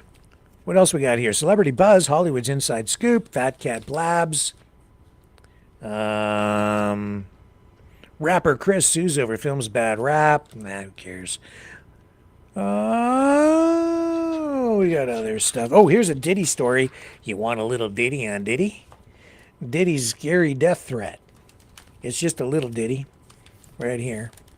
It's something about Diddy down here, right there. See that one? Let's read this. Let's get the scoop, shall we, on Diddy's scary death threat. Accusations keep piling up against jailed music mogul Sean Diddy Combs.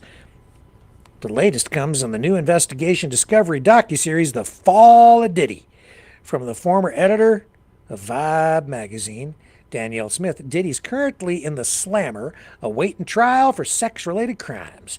But Danielle claims the billionaire record producer was a bad boy way before.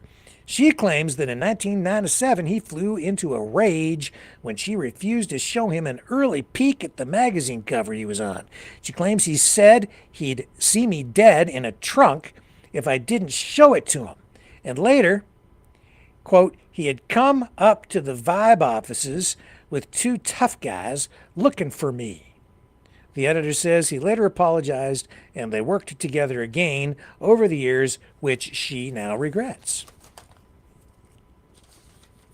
Well, there's the Diddy story for the night. But what else we got? The fashion verdict is in. Let's see. What are we seeing here? Fashion verdict is in. So we have Casey Roll, the Star Trek Section 31 star's droopy leafy green dress needs a little watering. Yeah, that's a little weird, eh? She's kind of like a man-eating plant. Even without showing a lot of skin, the Austin Powers star, Elizabeth Hurley, is shagadelic in a sequined dress. There's Liz. There's Liz Hurley. Yeah, that's a pretty nice dress. And we have Sharon Stone, the Golden Globe winner, is naughty, with a K, but nice, in a glamorous Georges Chakra gown. That's a pretty stunning dress, too. And there's Zarina Yeva. The model's skirt is going to a gala, but her top's going to the beach. In the 1980s, it says. A little bit of a jab there. There it is. There it is right there. Yeah, it's sort of like a dress bikini. Bathing suit thingy, whatever. Oh, I'm going to save the best one for last because Prince Andrew is eating himself to death. That'll be our final story for Truspiracies. I'll save it. What else do we have? Massive mom crushes her kid to death. Oh, I shouldn't laugh. Massive mom crushes her kid to death. Oh my God. If this is true, I'm afraid to read it. Do you want to see the headline in the Globe? Massive mom crushes her kid to death.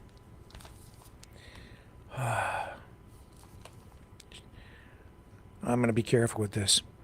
Mammoth mom, I'm reading. These are their words, not mine. Mammoth mom Jennifer Lee Wilson killed her foster son in Indiana by sitting on the tiny 10-year-old in retaliation for his alleged bad behavior and crushing him with her porky 340-pound bod, lawmen say. According to officials, the blubbery bully, 48, told them Dakota Levi Stevens had been acting up and ran away from home, so she rounded him up and plopped her colossal caboose on the 90-pound kid to keep him from fleeing her Valparaiso pad. An arrest affidavit says a female neighbor told officers that on the day of Dakota's death, he ran to her house asking to be adopted because his parents allegedly hit him in the face. Court documents state Wilson does not know if she tackled the child during their dust-up or if they both fell to the ground, but the filing specifies her intention was to hold him. Records show that after weighing down the child for multiple minutes, The miffed mom asked the lifeless boy, "Are you faking?" Unbelievable. The affidavit reveals Dakota had bruises on his neck and chest. His death was determined to be mechanical asphyxia. Oh my God. The document also states that the boy stood 4'10", just 1 inch shorter than Wilson. The hot-headed heifer pleaded guilty to reckless homicide and was recently sentenced to 6 years in the slammer. Yeah, a story like that, written that way, only in an American tabloid. That would actually constitutes for me a difference between Canada and the United States, because even in the style of the writing, I don't think you'd get a story written that way in Canada. You just wouldn't, even in the sort of tabloids that we have up here. Well, unless you went to the extreme political tabloids, which, no, even then, I just can't see it. No, probably not. Oh, okay, Pentagon plot to bomb America. A lot of this stuff's coming right out. It has been in the media. This is, this was making the rounds, has been making the rounds on mainstream and independent media.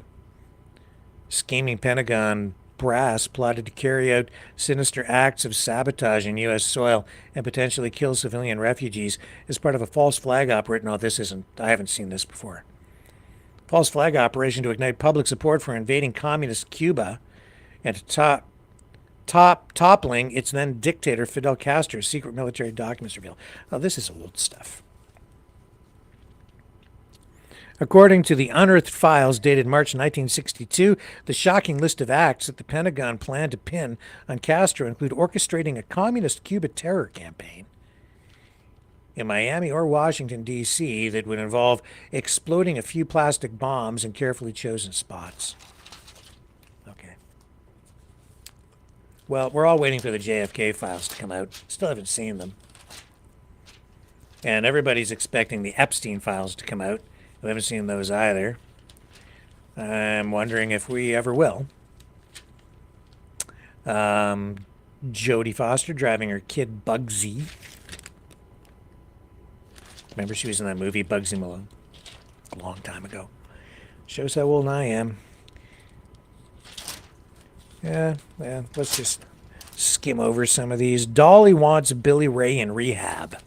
Now this one we got to touch on because we're all worried about Billy Ray Cyrus, right? And so is Dolly.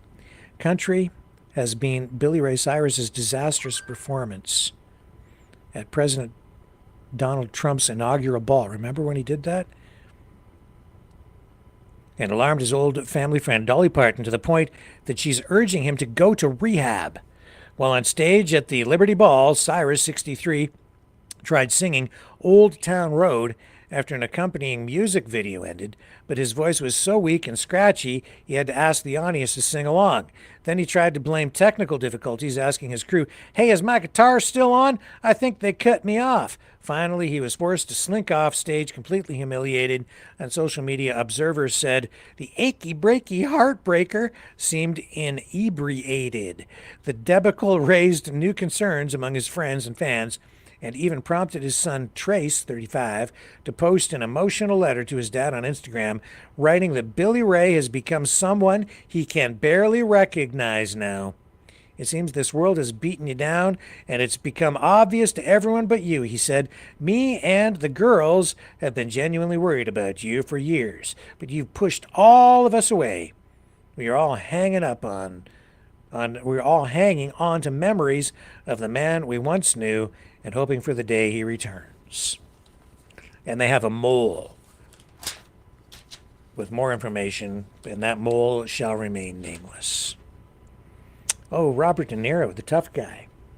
A sissy with diapers. There it is. Tough guy De Niro, a sissy with diapers. Dirty Grandpa star Robert De Niro boasts that he doesn't change diapers for 19-month-old daughter Gia. But sources say his friends think he's a rotten bum to leave it all to his baby mama and should keep his yap shut.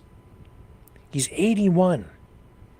The 81-year-old Godfather legend, welcomed Gia, his 7th kid, and first with longtime girlfriend Tiffany Chen, who's 45, in April of 2023. And while he's happy to show her off, he won't do the diaper duty.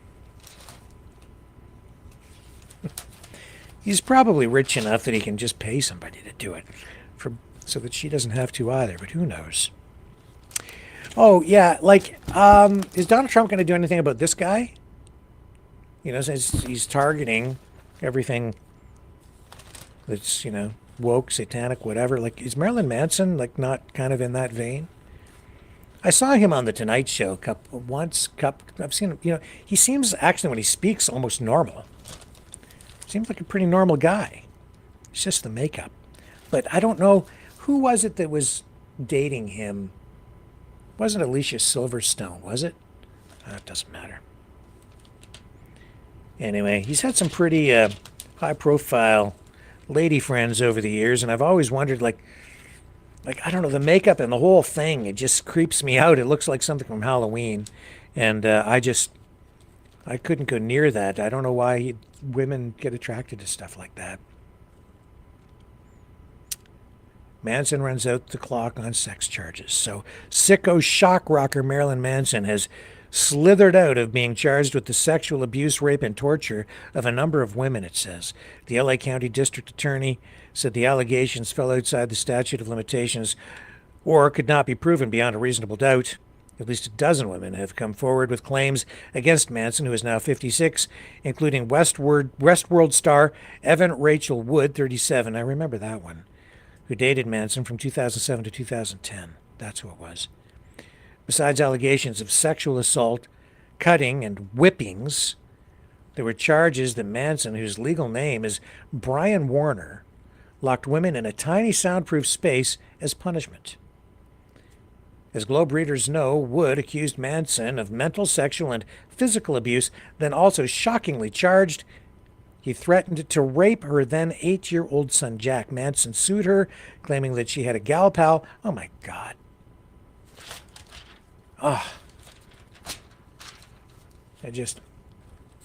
Enough of that story.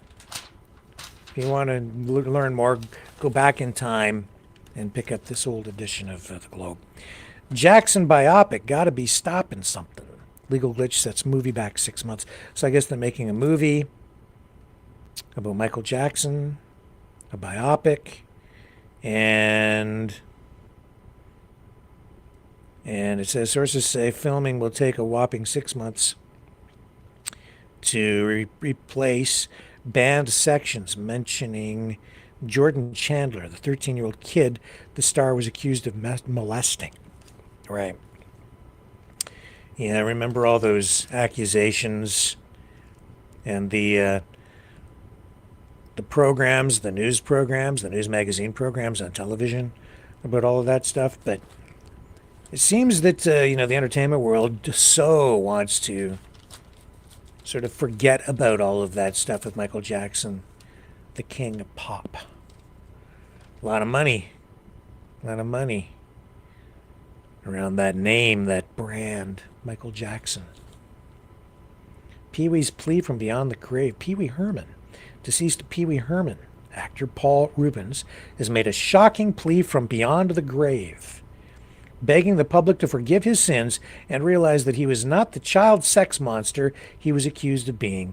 Just the day before his July 30th, 2023 death from a leukemia-like cancer, Reubens, 70 years old, recorded a bombshell message for a new documentary, Pee-wee as himself, insisting, quote, "Where there is smoke, there isn't always a fire." He says in this recording, "I wanted to talk about and have some understanding of what it's like to be labeled a pariah, to have people scared of you, or unsure of you, or untrusting, or to look at what your intentions are through some kind of filter that's not true." Reubens rocketed to stardom in the 80s, playing the lovable children's character Pee-wee Herman, only to suffer a dramatic fall from grace with his 1991 arrest for indecent exposure at an X-rated theater in Sarasota, Florida, and I do remember all of that.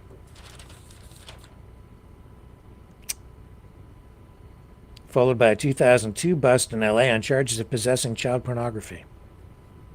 The Hollywood charges were later dropped after it was revealed that his porn collection consisted of actor Rob Lowe's sex tape and some vintage gay erotica, but his life and career were forever changed. Yeah, he kind of got pushed back out of the limelight for a while, but he came back and did some work later. He sort of recovered something of a career afterward. What else do we have? Chilean gangs loot America. You know, this is a story that really reminds me of Donald Trump and all of his rhetoric surrounding Mexican drug cartels. The whole presidency, that's what it is. I've been thinking in the back of my mind that so far, the presidency so far is very much like, it's like flea market vibe. But no, it's not so much that, it's tabloid. It's like tabloid reality TV. It's very much like that. So it feels like you're kind of watching a movie sometimes, but it's really reality TV / tabloid politics.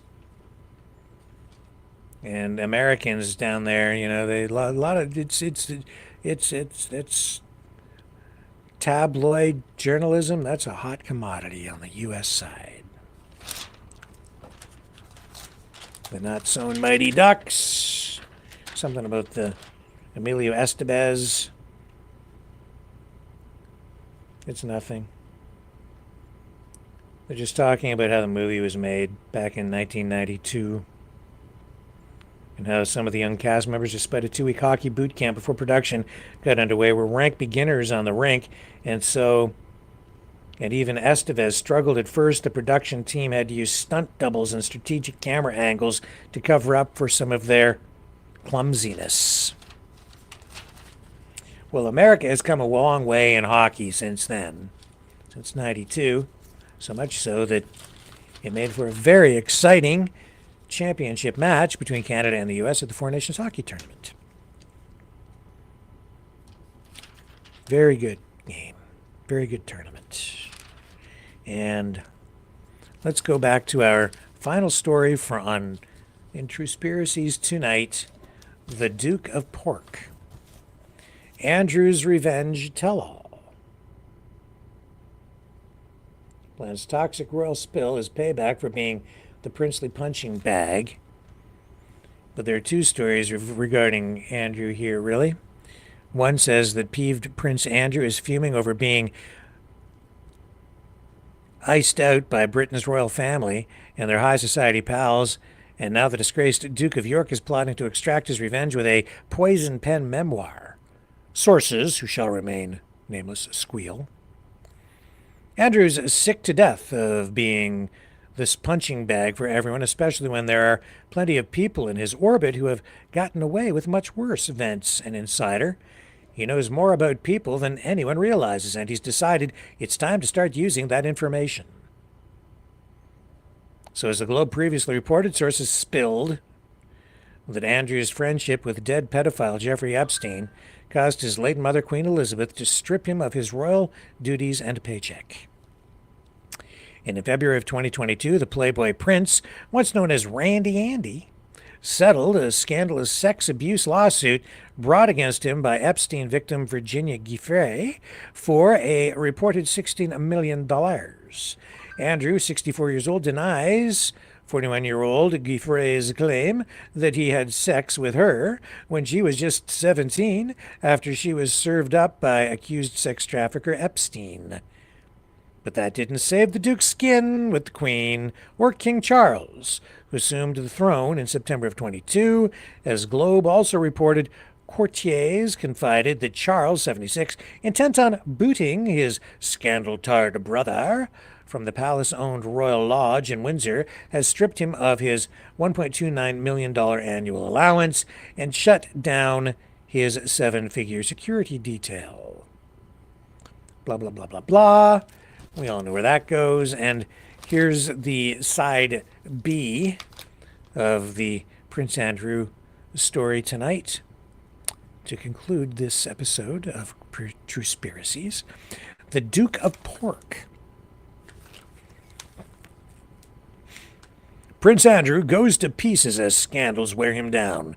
Porky Prince Andrew is packing on pounds and looking considerably worse for wear as he continues being battered by the legacy-shattering fallout from his disastrous friendship with sex trafficker Jeffrey Epstein! Exclamation point.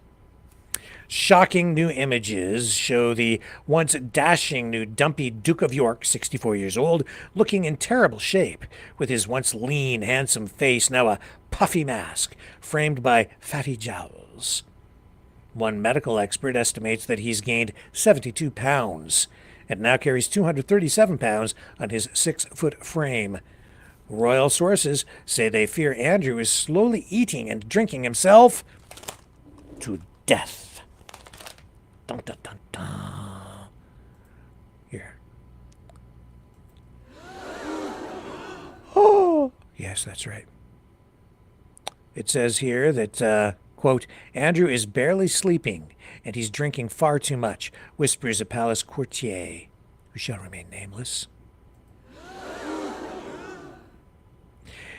He's under considerable pressure, and there doesn't seem to be any way out. Indeed, the images obtained by Globe come only a week after we revealed, it says here, that Andrew now faces a possible criminal investigation over allegations that he used a fake name to register a company. As reported, the documents are related to Naples Gold Limited, a firm that Andrew set up in 2003 with sports retail tycoon Johan Alash. He used the pseudonym Andrew Iverness, an apparent reference to the royal title Earl of Iverness that was bestowed upon him by Queen Elizabeth in 1986. La la la la la, nobody really cares. He gets one point. He's getting rich people. He's really rich, and now he's feeling like he's not so well off because the king cut him off. And the stress of Andrew's troubles is showing very clearly in his appearance, it says here. It mentions the palace mole, who shall remain nameless. And so as the world knows, reportedly forked over, as the world knows, Andrew reportedly forked over $16 million to former Epstein sex slave Virginia Giuffre in 2022 after she accused him of sexually assaulting her multiple times when she was a minor. Despite the settlement, the Duke denies any wrongdoing. One doctor who has not treated Andrew tells the Globe the prolonged stress the royal has endured can lead to a host of health problems. Quote, stress is associated with everything from depression to diminished immunity to increased risk of heart attack and stroke, longevity expert Dr.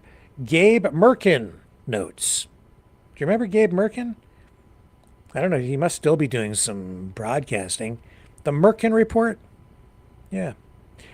He goes on and says, actually, the list of negative medical consequences is almost too long to enumerate, says Dr. Gabe Merkin. There it is.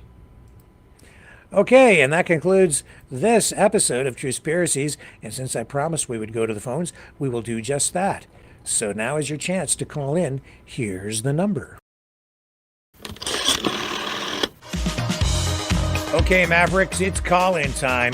Join the conversation. Call 1-647-734-4220. Then enter the PIN number 860-075-764, followed by the pound sign.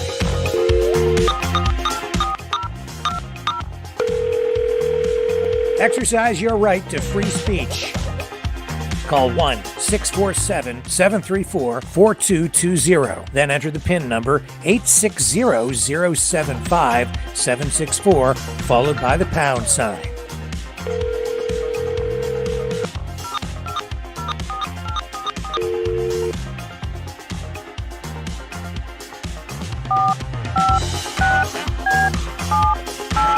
Call 1-647-734-4220. Then enter the PIN number 860-075-764, followed by the pound sign.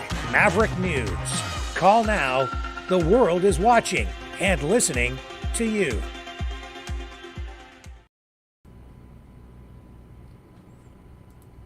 Okay, and you can call in, as we just told you, with that transition there at, let me put it up on the screen for you. Join by phone right now at 1-647-734-4220. And when prompted, hit that PIN number, 860-075-764. The meeting PIN number again, 860-075-764. It's on the bottom of the screen. So when you call in, you'll know what number to dial, 1-647-734-4220, to join the conversation and exercise your right to free speech. Help democracy along a little bit by participating in tonight's phone-in here on Maverick News. We'll give it a minute or two here, and hopefully we get a caller in. And I'm going to go over here and look in the chat first of all and see what people are saying. Hello, ladies and gentlemans. Haha, Alma's laughing at the Duke of Pork. And Dragon, my bad, Johnny says. I don't know what that's about.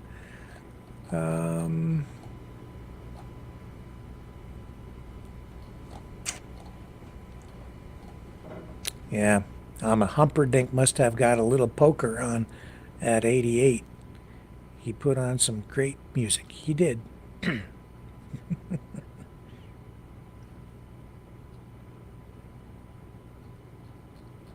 And there you go.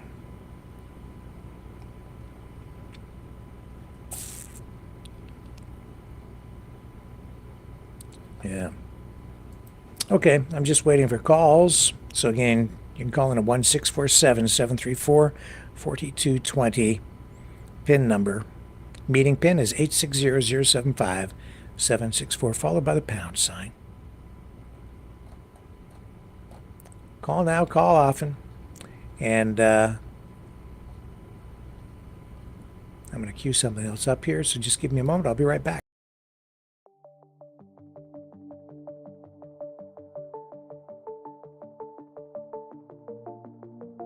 Greetings, brave Mavericks. Our quest for truth continues. We go beyond fake news. Together we expose propaganda. Together we pull others out of rabbit holes. We are maverick thinkers. We are all unique individuals. Defenders of individual rights and freedoms. Credible. Trusted. Grounded in reality. Maverick News. Maverick News. Defending free speech. Free speech. Donate at freedomreporters.com. Do it now. Tomorrow may be too late. Maverick News. The world is watching.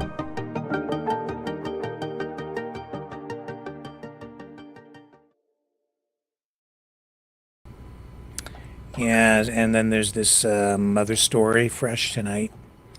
News story. Potential human remains have been found in a Manitoba landfill. And this is where the remains of 2 indigenous women are believed to be. And of course, we're not in the Truspiracies episode anymore. We're done with that. So there's been a bulletin issued by the Manitoba government, and there are experts on site who have identified potential human remains today. And they're searching the Prairie Green landfill, which is located just outside Winnipeg. And that's the landfill where the remains of Morgan Harris and Mercedes Mirren are believed to be. Those 2 women were victims of Jeremy Skibicki, a convicted serial killer, back in 2022. Manitoba RCMP and the chief medical examiner have been engaged and say that they will initiate a found human remains investigation there. And they'll be releasing more information as facts are confirmed. The Major Crimes Services Unit for the RCMP is attending the scene and is continuing to collect evidence for laboratory analysis and DNA confirmation. So we'll continue to follow that, and we will likely have more information on that for you tomorrow. And if you are able to support the program, you can do that by donating at freedomreporters.com. And yes, please like, share, and subscribe. That would be extremely helpful. And yeah, I should also tonight put up the into the chat the link to our other YouTube channel. So if you haven't subscribed over there yet, it would be extremely helpful if you did. Let me get you the link. And I'll wait for a few more minutes. If anybody wants to call in, now's the time. Otherwise, we'll be ending the broadcast fairly soon. It'd be nice to have a new caller, maybe somebody who hasn't called in before. We do get those on occasion. Okay, I've got the link. I'll put this in the chat. So yes, please just consider subscribing over on the new YouTube channel. Oops. We need to go there so I can put the URL in the chat for you guys. I'll go here first. I'll put please subscribe on other YouTube channel. I'm putting this in Rumble chat number 1. And there it is, everybody. Let me go back over here to the regular chat on the other YouTube channel. And there you go. So if you would consider doing that, that would help us out a great deal. Please give us a thumbs up or a like wherever you may be watching, and share it out if you're able to do that. That helps us a great deal as well. But even if you hit the thumbs up, doesn't cost anything. I hope we earned that tonight. The thumbs up, get those thumbs up. That helps with the algorithm a lot. It is important. More important than you know. And we are growing. We're on more platforms. We're broadcasting out on 10 different platforms tonight. And then in addition to that, we have our rebroadcast, our archived broadcast, running over on like Cloud. Well, Cloud Hub is live, I believe, yeah. And Wimkin, and then we upload to Parler and Play TV. And we've got a sizable audience over there on Play TV, so we're growing over there too. Oh, and Brighteon, we're on there, and HugeTube, and Twitch. Although there's something wonky going on with Twitch right now.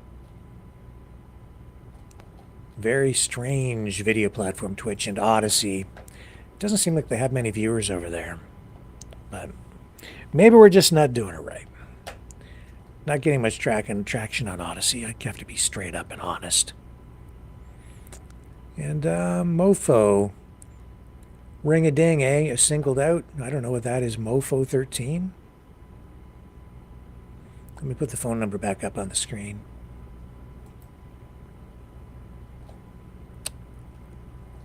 In case somebody wants to call in. I did say we'd go to the phones, and I'm keeping my promise. A couple of people asked us to do it tonight, so I'm doing it. So now's your chance, and I think I just signed off.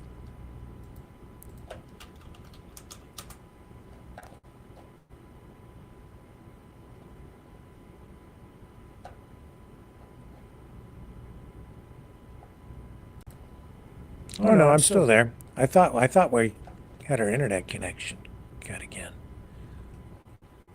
Where is it? I guess I just moved the window.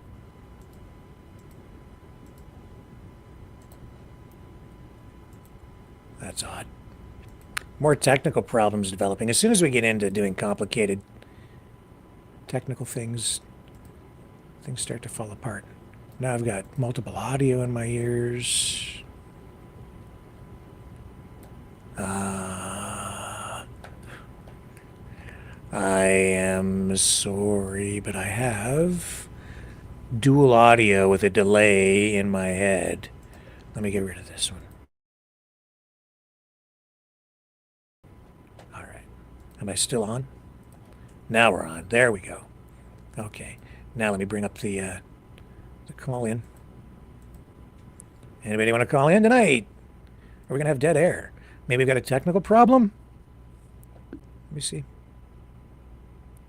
Mofo says, can you see me? I don't know. I don't see you. Maybe I'm not in the right. You know what? I bet you. I called up the. I know what I bet I did. Hang on. I probably have the wrong meeting up. I shall fix. Close that one. Come up to this one. In we go. Maybe, maybe not. I don't know. This will be our last ditch attempt to get this thing to work tonight. So yeah, if you're going to call, now is the time.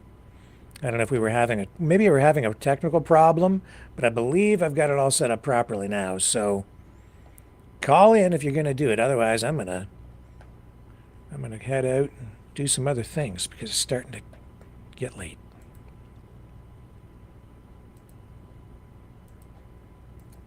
I've got it now. Nothing. Maybe because I didn't have it up properly before.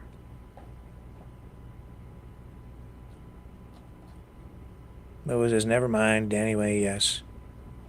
Okay. Well, 9:15.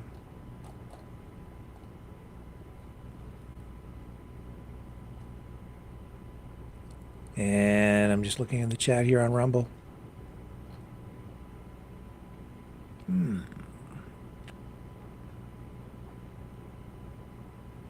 It's just somebody's asking if it's toll free. There's no charge.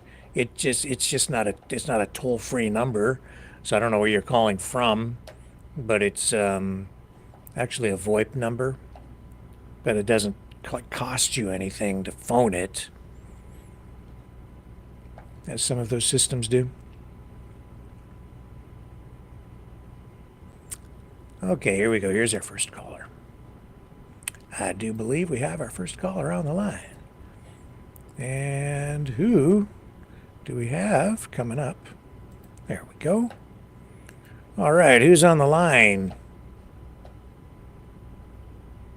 Bill. Thanks for calling in tonight. What do you want to talk about?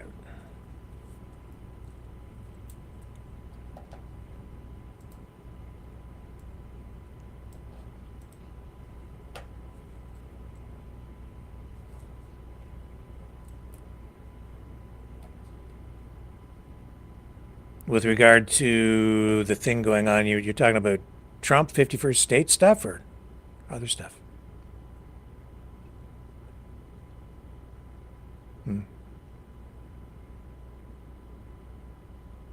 Yeah, well, that's kind of true. Yeah.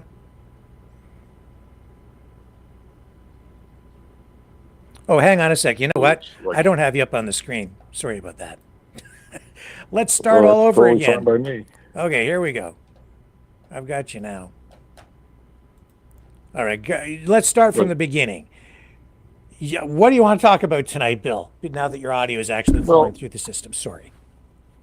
No, that's fine. I mean, the average person sees this and that, and they think, well, that defies logic, but only because they're still looking at it with sort of a linear perception. The real question is, when did the stairs even get there?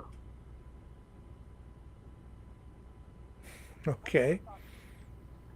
That's the problem with discourse today. We're stuck in this, I guess, this physicality of stairs, when the real issue is momentum versus intent. Like, if you drop a fork on a Tuesday, is it still a fork on Wednesday, or has it fundamentally changed because it's now a fork with history? Mm-hmm. The more you realize it, because when you factor in, I guess, the oscillation of expectation, everything starts making sense in reverse. That's why people say, oh, it's just about A or B. They forget about C. which was there the whole time, hiding in the folds of perception. And honestly, the government knows this, but they don't want people asking, what about D? Right. I think you've called in before, haven't you? On one occasion? No. No? No, the thing is, it was never about D. That's what they want you to focus on. It's classic misdirection. While we're out here arguing about cause and effect, they're out there shifting the paradigm of the observable into the subliminal. And once that happens, well, let's just say you don't want to be holding a spoon when the music stops. Well, or trying to get a seat on that last chair when you're playing musical chairs. Next thing you know, you're on the floor. Yeah. Answer me this. If you had to choose between knowing the truth and understanding the truth, which one would you pick?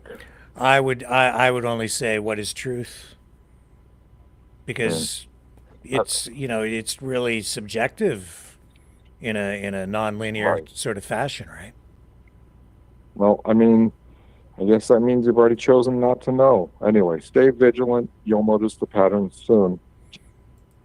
Yeah. Okay. Well, thank you very much for calling in. That was entertaining. Any other callers tonight that want to chime in on anything? Any rabbit holes you want to go down?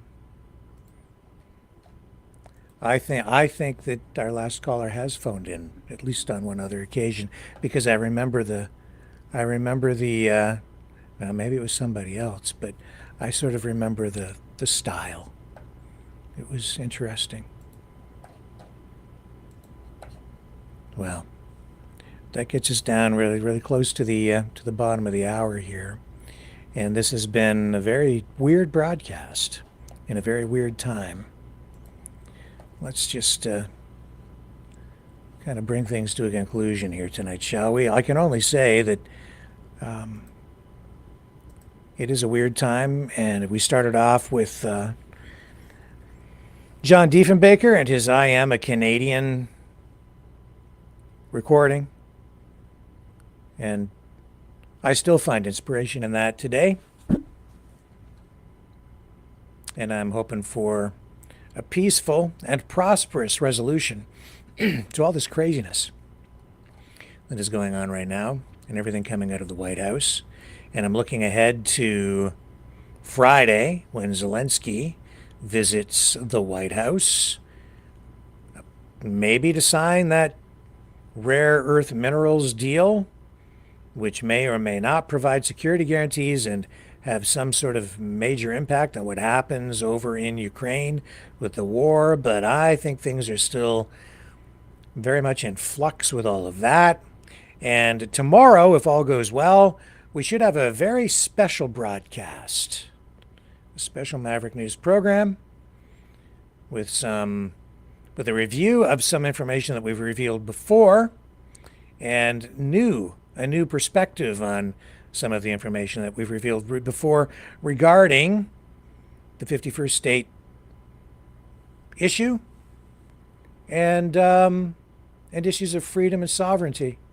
And it is something of an investigation. So I'm hoping to bring all of that to you tomorrow night. So I think you're going to want to tune in for that one. Should be a very interesting broadcast. And that being said, what do you guys want to hear tonight? What's the appropriate extra song to share with you this evening as we wrap up?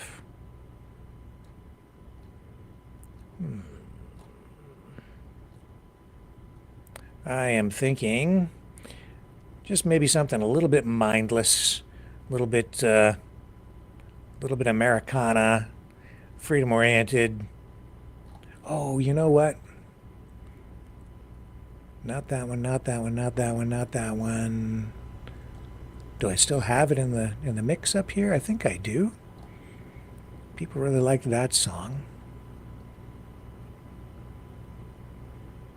MAGA Mars? No, I don't want to run MAGA Mars tonight. Well, I'm not sure where the other song went, so let's just give you a little bit of American muscle in the face of Trump's tariff threats. I'm still very much in love with retro Americana and muscle cars and yesteryear when Canada-U.S. relations were a whole lot better and the auto industry was a cross-border cooperative affair, which it still is, but maybe not for long. We'll see how it goes. And it's going, gone until tomorrow night, 7 p.m. Eastern. On the flip side, here's Maverick and the News Brothers with Little Black Vet.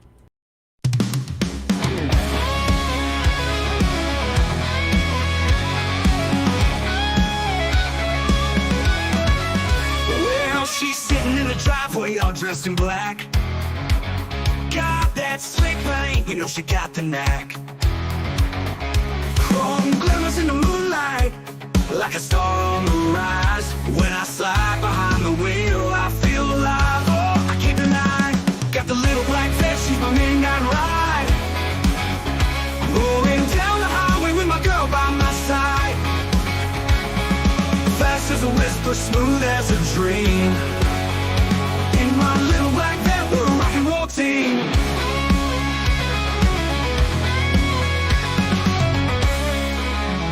Leather seats and a rumble that shakes the ground. With the top down low, we're lost in the sound.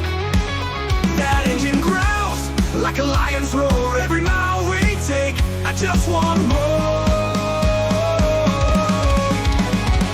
Got the little black vet, she's my midnight ride. Rolling down the highway with my girl by my side. Fast as a whisper, smooth as a dream. In my little black vet, we're a rock and roll team.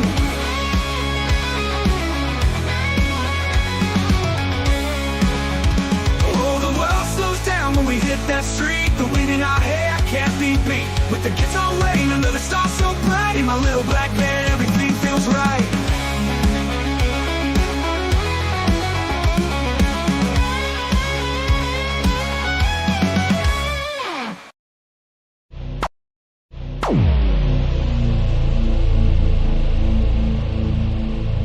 This has been a Maverick Multimedia production.